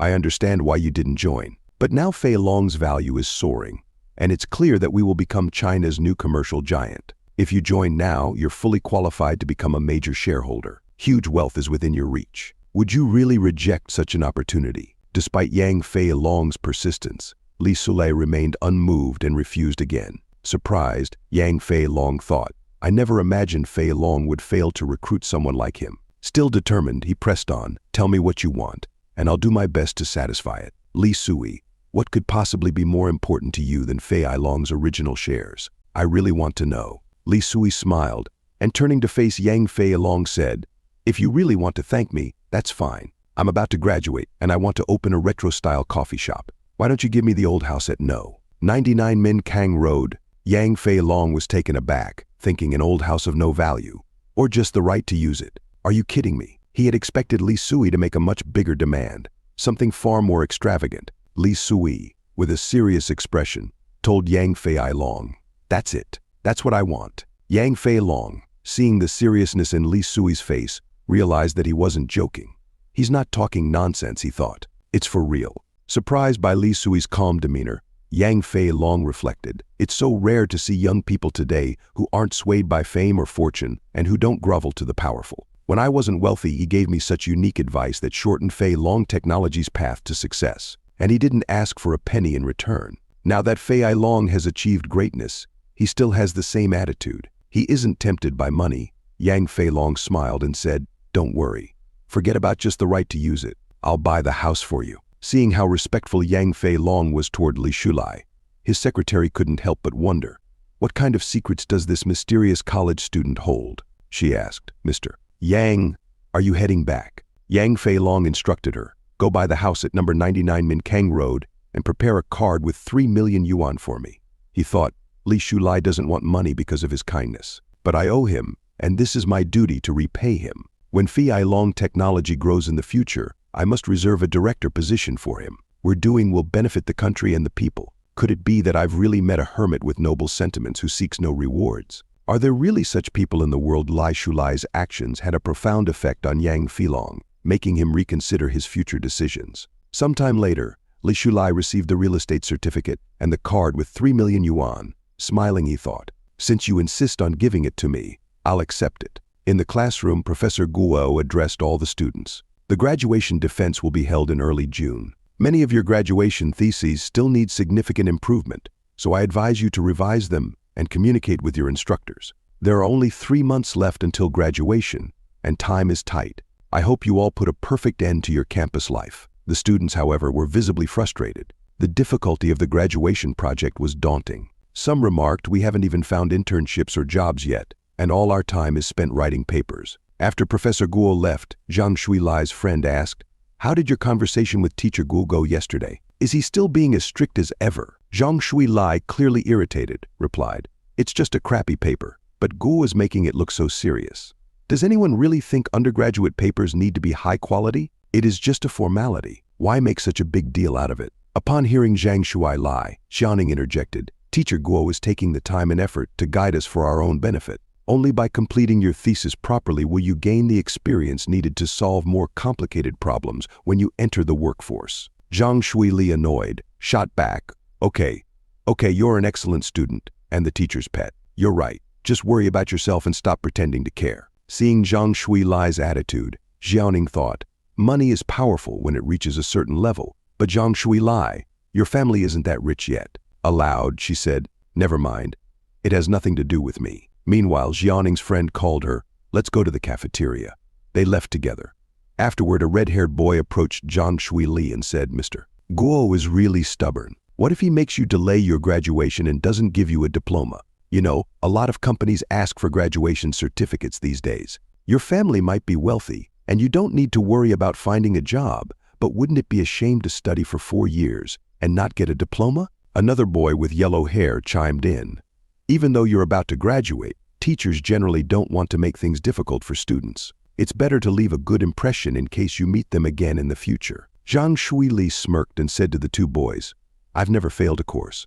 Why wouldn't I pass? It's just my graduation thesis. If Mr. Guo really doesn't appreciate my effort, I've already figured out what to do. Inwardly, she thought, if you don't appreciate my kindness, don't blame me for being ruthless. The boys nodded in agreement.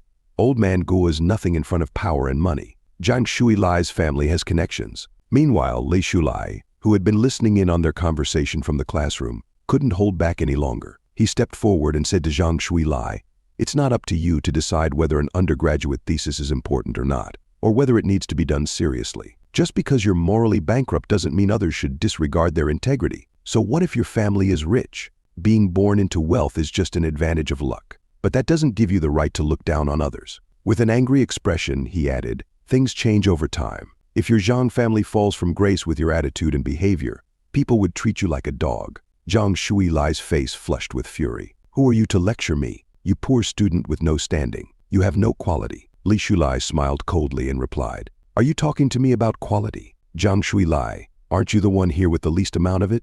Deep down, you know it well. The yellow-haired boy turned to the red-haired boy, surprised. This guy usually keeps quiet. Why does he suddenly have the guts to stand up to Shuilai? The red-haired boy shrugged. He probably wants to play the hero. Maybe he's upset because Ma Xiaoning is frustrated by all this nonsense. I've heard his family situation isn't great.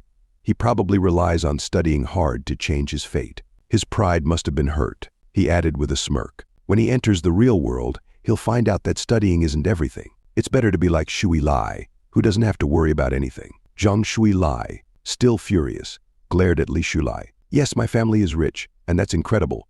Unlike you, whose entire life's effort can't compare to what I have by birth. My privilege is my capital. You're just a country bumpkin with parents working on a farm. Stay away from me, and don't let your chicken shit smell bother me." She laughed cruelly. Just then, Zhang Ming stepped in and put a hand on Li Shulai's shoulder. "It's not worth it, arguing with someone like her. Let's go." Li Shulai paused for a moment, realizing the truth in his words. There's no point in arguing with people like Zhang Shuilai. Besides, even though she caused a lot of trouble in her previous life, she hasn't done anything terrible enough in this one to warrant that kind of punishment. He sighed inwardly. "I'll let it go this time. Better to give an idiot a chance." Li Shulai knew deep down that people like Zhang Shuilili would never change. People like her always take shortcuts to achieve their goals. No matter how many times they fail, they'll repeat the same mistakes. He thought to himself, "I'm just waiting for her to mess up again, so I can crush her without hesitation." Li Shulai stepped closer to Zhang Shuilai and said, "Your father is rich, sure, but he's just a 5-millionaire. Just a small-time wealthy boss in Hangzhou." The yellow-haired boy was shocked and blurted out, "5 million? Isn't that impressive? Why is he so nonchalant about it?" The red-haired boy replied, "He's like a frog in a well. How can he understand what 5 million means? That's enough to buy 100 houses for my family." Li Shulai, ignoring them, continued speaking to Zhang Shuili. "There are plenty of people in this world far richer and more powerful than your father. You might use money to oppress others, but when the tables turn and someone uses money to oppress you, don't cry and scream." He then leaned in and whispered, "I'm waiting for that day, Zhang Shuilai." Zhang Shuilai's face turned pale, a mix of surprise and anger washing over her. "Why do I suddenly feel so nauseous?" she thought. Meanwhile, Li Shulai turned to Zhang Ming and casually asked, "What do you want for lunch?" Zhang Ming grinned. "Lanzhou ramen sounds good." Li Shulai nodded. "All right, my treat." Zhang Ming, still buzzing with excitement, said, "Brother Shu, you were so cool just now, I'm so pumped. What you said was amazing. And forget manners. I'm definitely getting 2 extra slices of beef in my ramen." "Furious," Zhang Shuili shouted. "What the hell are you pretending to be?" She charged at Li Shulai, aiming to slap him. But Li Shulai dodged effortlessly, grabbing her wrist in the process. "Girls shouldn't shout about fighting and killing," Li Shulai calmly told her. "Be careful, or you'll mess up your hormones." Enraged, Zhang Shuili tried to kick him, but somehow she ended up bouncing backward toward the red and yellow-haired boys. The onlookers were stunned, and whispers quickly spread throughout the crowd. "What just happened?" one student asked, confused. "What just happened?"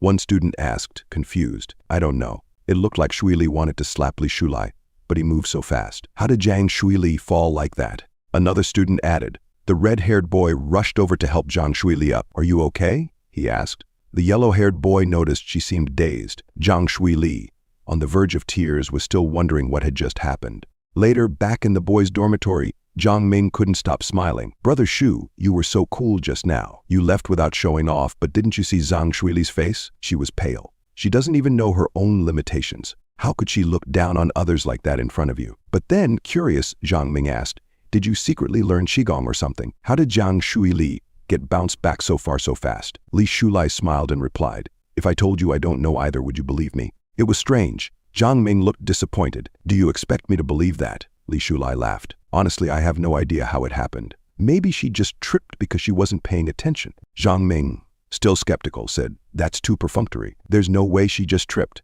Li Shulai, however, had no answers. He didn't fully understand what was happening either. First, his coffee shop had been surrounded by a strange golden light. And then, when he was taking a shower, the same golden light appeared. Confused, he had wondered, "What is this golden light? What kind of ability did I awaken after being reborn?" And now the same thing had happened with Zhang Shuili. Before he could react, his body moved on its own, and her movements slowed down before his eyes. He could even see the trajectory of her actions. When Zhang Shuili tried to kick him, it felt as though a barrier had suddenly appeared around his body, pushing her away. "This can't be a coincidence," Li Shulai thought. "Something's happening to me that can't be explained by science." Determined to get to the bottom of it, he decided to visit the university library the next day. The following day at Hongshan University Library, Li Shulai grabbed a stack of history and mythology books, searching for any clues that might explain what was happening to him. While reading, he stumbled across a section in one of the books detailing ancient legends about a phenomenon called resurrection of spirit energy. According to the text,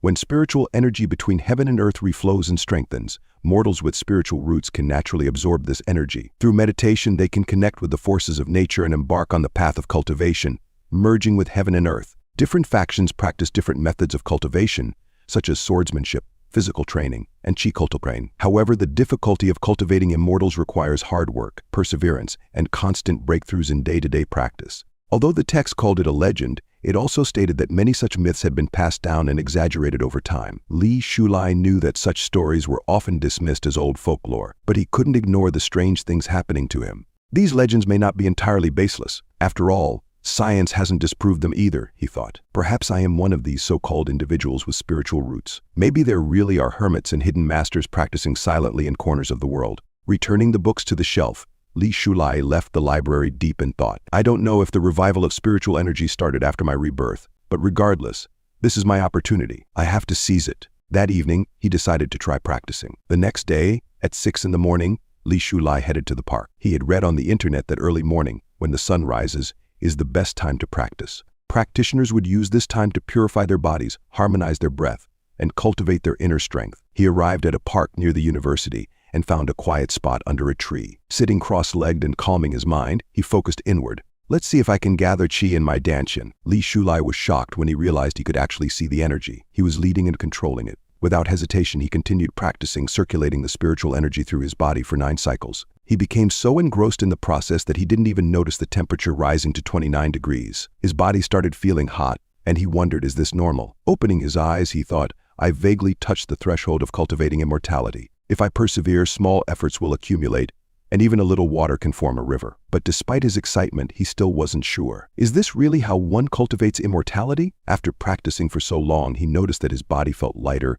and the fatigue and sleepiness from getting up early were mostly gone. He made up his mind to return every day to practice. However, he suddenly noticed several elderly people gathered in front of him. They were all surprised to see a young man in the park so early for morning exercise. That's great, of them said. Young people should exercise more and keep fit to stay healthy. One elderly lady even tried to introduce her granddaughter to Li Shulai, while another man attempted to teach him the correct posture for Tai Chi. Nervous, Li Shulai politely declined, saying, Grandpa, Grandma, I have to go back to school for classes. I'm leaving now. The elderly group insisted that he should come every day to practice, but Li Shulai quickly ran off, escaping as fast as he could. Once he was free, he breathed a sigh of relief, but seeing so many elderly people gave him an idea, a new business opportunity. In another 2 years, he thought excitedly, square dancing will explode in popularity among the middle-aged and elderly. Right now, it's spontaneous with no organization or discipline. China's society is aging rapidly, and if I create a structured, safe space for square dancing, not only would it contribute to society by providing a place for exercise and relaxation, but it would also be a fantastic business opportunity.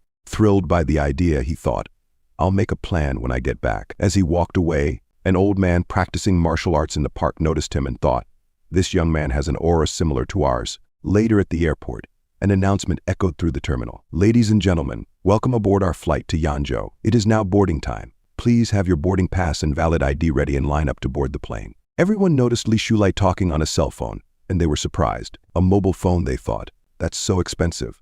In the 90s, owning a mobile phone was considered a luxury. The lady on the other end of the call told Li Shulai, we've selected several houses near Sandley Lake for you. The woman on the phone asked Li Shulai, when would it be convenient for you to come and have a look? Li Shulai, preparing to board his flight, replied, I'm about to board the plane now. Contact me in 3 hours when I've landed. After grabbing his bag, Li Shulai boarded his flight to Yanzhou. A few hours later, he landed and made his way to Dezuo Real Estate. At the real estate office, the receptionist greeted him and said, the market price of the house you're interested in is 1 million yuan. Would you prefer to pay in full or through installments? If you're interested in installments, I can introduce you to our bank loan services. The receptionist smiled, thinking, he looks to be in his early 20s. Could he be a rich second-generation kid? He sounded so generous on the phone. Could he be the god of wealth? Li Shulai paused and told her, give me a minute.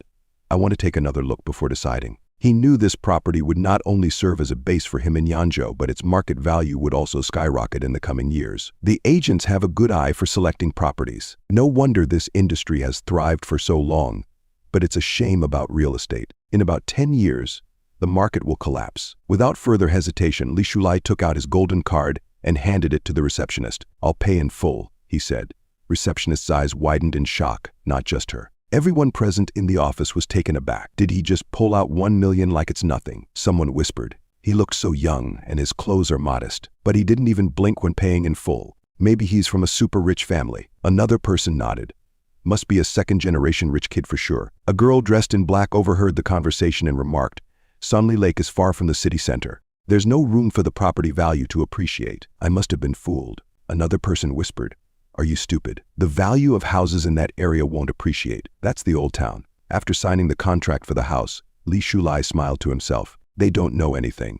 Forget Sunli Lake. If you buy property in Yanjiao, you'll make a fortune too. Being reborn has its perks. Satisfied, Li Shulai thought. Next up, there are other important things to take care of. He made his way to a newspaper vendor and bought a copy of the Financial Evening News. As he flipped through the pages, he noticed an article about Feilong Technology's rapid growth. The company had not only secured domestic success, but also attracted overseas investments. Father Long really knows how to seize business opportunities and climb to the top, Li Shulai thought. But then he smiled knowingly. I can't let him dominate the market alone. As the chill of the evening air set in, Li Shulai thought, it's time to meet Brother Shi and Brother Hong. Later that day, at the Dagwon Kun building within Yanjing Technology, Lu Doxi, the CEO of Yanjing Electronic Technology, addressed the receptionist. How is Hukshuo progressing with the material preparation? Please ask him to provide a status update. Also, make a reservation at a nearby restaurant for later. I have a lunch meeting with Mr. Lin. His secretary then informed him, a young man has arrived and mentioned that he wishes to discuss something with you. Lu Doxi responded, send him away. I'm not taking any meetings at the moment. He thought to himself, it's probably another aspiring young entrepreneur wanting to pitch his ideas. I've seen more of them lately. However, after a moment of reflection, he reconsidered and instructed. On second thought, let him in. Also ask Xiao Hu to come by later. He mused, I was once young and inexperienced too. Perhaps I should give this person an opportunity. The secretary nodded in acknowledgement. I'll inform the young man right away, he replied. Meanwhile, Li Shulai stood patiently at the reception desk, contemplating. The well-established competitor next door is already thriving, while Mr. Lu is still operating as a small technology firm. It's no easy feat to fall behind at the start and still manage to stay competitive. The secretary approached Li Shulai with a cup of tea and politely said, please wait for a moment. Mr. Lu will see you shortly, once he has concluded his current tasks. As Li Shulai waited, he noticed Lu Doxi on a phone call. You might not be fully aware of the potential market for chain stores in China, Lu Doxi was saying. With the country's rapid economic growth and the rise of the internet, demand for its products and services is increasing exponentially. This is the ideal time to expand into the market. However, the individual on the other end seemed distracted and uninterested in the conversation. Mr. Lu concluded, let's schedule a meal for another day, and I'll explain everything to you in detail. He ended the call and turned his attention to Li Shulai, noting, so this is the young man. He seems sincere enough. Approaching him, Mr. Lu asked, are you here to apply for a position? Yanjing Technology is not currently in the process of expanding its workforce. Li Shulai stood and calmly responded, no, I'm not here for a job application. Slightly intrigued, Mr. Lu asked, then may I ask the purpose of your visit? Li Shulai, fully aware that Mr. Lu's recent plans to open a chain store were doomed from the start, reflected on the situation. It wasn't just the market limitations that posed a challenge. In a few years, the spread of an epidemic would further complicate matters. His entire strategy would likely collapse. However, such external and uncontrollable factors could not be openly discussed. He realized that the approach he took with Mr. Lu had to be different from how he handled things with Yang Feilong. Lu seemed uncertain and confused. Unlike Lao Yang, who had been easily motivated with just a few words of encouragement to earn Mr. Lu's trust, Li Shulai knew he would have to be direct and address the core issues as Mr. Lu looked at him, puzzled. He thought to himself, has this guy not figured out what to say yet? Meanwhile, Li Shulai, inwardly amused, thought, it feels odd not to play the role of a master this time. Li Shulai addressed Mr. Lu confidently. I've been studying the situation of various domestic internet companies and have developed some insights of my own. I overheard you mention the chain store during your call, and I'd suggest abandoning the plan sooner rather than later. Upon hearing this, Mr. Lu smiled, thinking, if you want to join Yanjing, just say so directly. Making bold statements to prove your abilities? I've seen this game before, he responded. In recent years, with the country focusing on infrastructure development, land prices will continue to rise steadily. Physical stores will find it increasingly difficult to turn a profit due to rising labor and rent costs. Instead of competing for a shrinking market, it's better to shift your focus towards the internet. However, upon observing Mr. Lu's expression, Li Shulai realized that, in his heart, Mr. Lu likely dismissed his advice. Yet outwardly, Mr. Lu maintained a respectful demeanor, as if appreciating Li Shulai's insights. Mr. Lu shook his head and said, you're only seeing the surface, not the core. While physical store costs have increased, the profits from chain stores are more than enough to cover those expenses. Mr. Lu continued, you have no idea how popular the Yanjing counters are. As long as the brand Yandong is associated with it, there will be long queues. Young people like you haven't experienced the ups and downs of the industry. It's not enough to just theorize, you need practical experience. Practice is the only way to test the truth. Opportunities are fleeting. Successful people achieve their status because they know how to seize the moment. If you're too timid, you'll never accomplish anything that's said.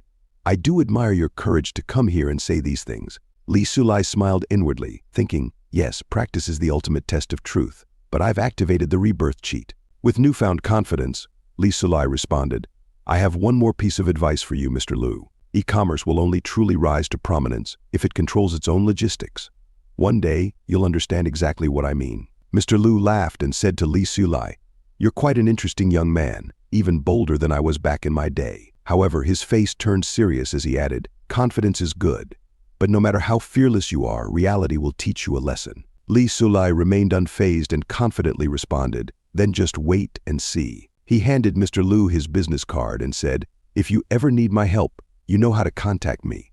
With that, he left the office. Mr. Liu glanced at the business card and noticed the name, Li Sulai. Initially, he didn't pay much attention and tossed the card into the trash. However, moments later, he reconsidered and retrieved the card thinking, it may have sounded a bit outrageous, but I can't seem to shake it off. Today has been strange, he thought, carefully placing the card in a safe spot. When my IP chain empire is built, I'll invite him to see it firsthand, he resolved. Meanwhile, Li Sulai walked out of the building smiling to himself. At this stage, Mr. Liu wouldn't abandon a long-prepared plan just because of a few words. But once he faces setbacks and realizes his mistake, he'll come looking for me. Let him be humbled by his ignorance, Li Sulai mused. As both men pondered their encounter, Li Sulai's thoughts shifted to his next target, Qiantu. After securing both Mr. Liu and Yang Feilong, he was ready to move forward with his plans. Sometime later, at Hangcheng University in the boys' dormitory, Zhang Ming greeted Li Sulai enthusiastically. Hey, it's great to see you again. Where did you disappear to over the weekend? Why are you still carrying your luggage? Li Sulai brushed off the question and replied, I went home to visit my parents. Zhang Ming, excited, said, say hello to them for me. Tell them you have a good friend who's ready to join the family. Teasingly, Li Sulai responded, I don't need another brother. What I need is a sister. Zhang Ming, pretending to act like a girl, joked, if needed I could be your sister too. Annoyed, Li Sulai shot back, get out of here. But even as he joked with his friend, his mind drifted back to Mr. Liu, wondering, I left him my contact details. Will he actually reach out? Later, Li Sulai handed another CD to the receptionist at Qiantu. The Anzhou plan had been completed as scheduled, and now the real game was about to begin. Then, turning back to Zhang Ming, Li Sulai asked, I've gone home on the weekends before, and you've never missed me. The sudden attachment this time, Zhang Ming replied, there's been an old man asking around for you. Based on his description, I realized he was talking about you. I just wanted to know what was going on. Curious, he asked, did you run into a scammer or something? You have to be careful. There are a lot of shady old men and women out there these days. Teasingly, Li Sulai remarked, it's just the bad guys getting old. Most older people are still kind and trustworthy. Zhang Ming grinned and replied, well, if anything like that happens, you know your dad will always have your back. However, Li Sulai couldn't shake a feeling of concern. Who could be looking for me at this time? Father Long isn't that old, is he? He shrugged the thought off. If it's something important, they'll find me again. With that, he finished packing his things and prepared to leave. Just then, the old man who had been searching for Li Sulai appeared. He had been asking around the university and nearby marketplace, hoping to track him down. As Li Sulai went out for a walk, the old man finally found him. Rushing over, he grabbed Li Sulai's hand and urged him, come with me. Confused but curious, Li Sulai followed the old man to a nearby park. Once there, the old man instructed him, look carefully. Suddenly, fire-like energy began to gather around the old man's body, and Li Sulai stood in shock. Is this what I read about in the ancient texts? The old man then shouted, focus your energy and center your mind. Although the technique wasn't overwhelmingly powerful, it was strong enough to cause the leaves on the surrounding trees to fall. Li Sulai, trying to remain composed, thought the dignity of the elders should be respected. The old man, somewhat embarrassed, asked, did you understand what I was trying to teach you? Li Sulai, now deeply intrigued, thought, this blazing energy, like a raging fire, shows that this man has been practicing for a long time. Then, it hit him. Is this man an immortal cultivator? He quickly pieced it together. It's not that the spiritual energy in this world is reviving, but that there are already many hidden masters practicing in secret. I didn't have the qualifications or opportunity to join them before. Deciding not to reveal his inexperience, Li Sulai thought, I'll just play along and act knowledgeable. Meanwhile, The old man was having his own internal revelation. I've met countless people, but this young man's essence is the purest I've ever encountered. I've struck gold. If my granddaughter marries him, the Jiang family's future will be secure. Feeling a bit nervous, Li Shulai asked, "What exactly do you want me to do?" His thoughts raced. Is this like the novels? Is something off here? With a serious expression, the old man asked, "Are you currently seeing anyone?" Li Shulai was stunned. That's what he wants to ask me. He thought to himself, this is the first time I've met a real-life immortal cultivator. And instead of talking about the spiritual world or discussing the mysteries of cultivation, he's asking me about my dating life? Realizing the situation, he thought, is this old man setting me up for a blind date? Nervously, Li Shulai replied, "What kind of relationship could a serious person like me have? I have to go to class soon, so I'll be leaving now." But before he could move, the old man stopped him, saying, "My granddaughter is smart, clever, considerate, and beautiful. She attends your school. I'll call her over right now." Li Shulai felt a sense of unease wash over him. Am I in serious trouble here? The old man, wasting no time, dialed his granddaughter at lightning speed. Li Shulai, noticing the strength of the old man's grip, thought, this man is indeed a cultivator. His strength is incredible. Meanwhile, on the other end of the call, the old man's granddaughter picked up asking, "Grandpa, did you come out of seclusion? Do you miss me?" The old man, now slightly awkward, looked at Li Shulai and said, "Ning, Ning, don't accuse me wrongly. I think about my precious Ning Ning every day. Look, your grandpa came to your school today, specifically to see you. Come find me quickly." Ning Ning, surprised, asked, "Grandpa, why didn't you tell me earlier? I just promised to go shopping with my classmates. Now I'll have to cancel on them." Her grandfather quickly reassured her, "I've brought you lots of delicious food and beautiful clothes. You can share them with your classmates later. Come here now." Reluctantly, Ning Ning agreed and told him she would be there soon. As soon as the call ended, Li Shulai tried to excuse himself, saying, "I won't intrude on the venerable and his granddaughter's family time. I'll head to my class now." However, the old man grabbed him by the shoulder and said, "Just wait 10 minutes. You're single anyway, so why not at least meet my granddaughter before making any decisions?" Li Shulai, feeling trapped, thought, "I don't have time for this." The old man insisted, "My granddaughter is not only beautiful, but she's also very filial to her elders. She's truly one in a million. I guarantee you'll be impressed." Trying to remain polite, Li Shulai responded, "I am currently focused on my cultivation and have no interest in my personal life. No matter how exceptional the venerable's granddaughter may be, I am not interested." Both the old man and Li Shulai were locked in a tug-of-war, trying to convince each other. The old man, observing Li Shulai's calm demeanor, thought, this young man not only has excellent qualifications but also strong self-control. At this age, it's rare to see someone remain so composed in the face of potential romance. Despite Li Shulai's attempts to leave, the old man held on to him tightly, grabbing his leg and pleading, "I have plenty of resources. Please understand an old man's wish to have grandchildren and live a peaceful family life." However, Li Shulai, exasperated, gently pushed the old man away and firmly stated, "I won't agree." The old man, with a wounded expression, said, "You're bullying an old man."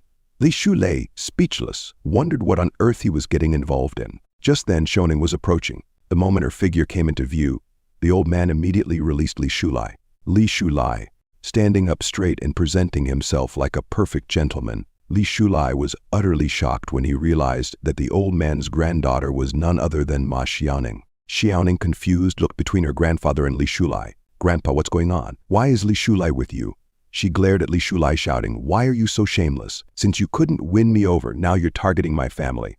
Li Shulai quickly tried to explain, chasing Xiaoning, "There seems to be a misunderstanding." The old man also attempted to calm his granddaughter down, but Xiaoning interrupted, saying, "This person's behavior is practically harassment.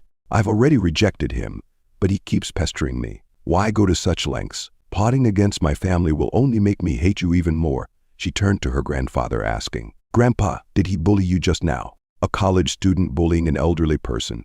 How disgraceful." Li Shulai, visibly frustrated, responded, "Ma Xiaoning, you've been talking to yourself for a while now. Have you had enough? None of what's happened here is my fault." The old man chimed in, agreeing with Li Shulai. "Ning Ning, this young man didn't do anything wrong. I was just tired of standing, so I lay down to rest." Although inside he was secretly pleased that such a promising young man had once had a crush on his granddaughter. But Xiaoning wasn't convinced. She said firmly, "Grandpa, you don't have to be afraid of him. I'm here to protect you." Her grandfather, exasperated, said, "Ning Ning, you owe him an apology. You've misunderstood this good young man." Shocked, Xiaoning exclaimed, "Him? A good young man?" Li Shulai, crossing his arms, replied sarcastically, "Yes, it's me, your model 3 good youth. Is that okay?" Her grandfather continued, "I'm serious, Ning Ning. Apologize to Li Shulai, fuming. Xiaoning snapped back. Apologize to him?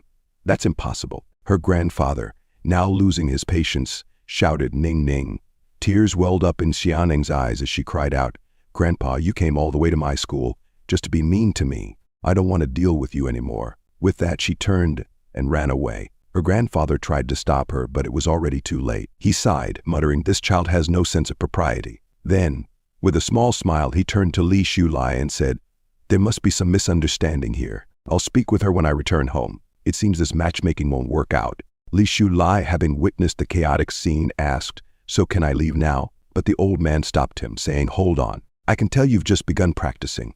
There's no need to be so on guard around me, afraid of exposing your foundation." Upon hearing this, Li Shulai was stunned. The old man calmly explained, "In the eyes of practitioners, unless one deliberately conceals their cultivation, it is transparent. By observing your true essence, we can easily discern your level of cultivation," he continued. "Matchmaking was secondary.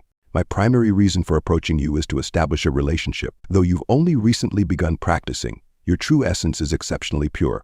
This indicates that you have a unique physique and extraordinary talent, traits that make you an excellent candidate for cultivation." Upon hearing this, Li Shulai realized that his rebirth had likely tempered his qualifications. It seems that if they find someone with potential, they'll try to match them with the cultivator, he thought. Noticing Li Shulai's contemplative expression, the old man smiled. "You're still hesitant to discuss anything related to cultivation, which shows your cautious nature. That's good.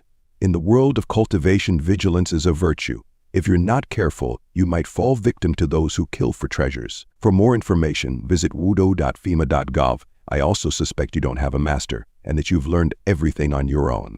Toko and I admire your character, and am optimistic about your aptitude and understanding. Given time, you will undoubtedly achieve greatness. I simply wish to meet you while you're still humble, so that when you rise to success, my Jianyan family can benefit from the relationship." With a smile, the old man thought, "It seems I've convinced him. Time to make my next move." He then told Li Shulai, "There's a practitioners' conference this week, held at Qingyun Temple on Laojun Mountain. As a show of my sincerity, I will introduce you to my senior sister when the time comes. While I, as an expert at the third realm, cannot make further breakthroughs and may not be able to guide you, my senior sister is one of the most powerful individuals in the world. Becoming her disciple would guarantee your rise to the top." Li Shulai's curiosity was piqued. In the real world, the third realm is considered a master. Though the old man's methods seemed a bit unorthodox, Li Shulai appreciated his honesty and open intentions. "He's someone I can befriend.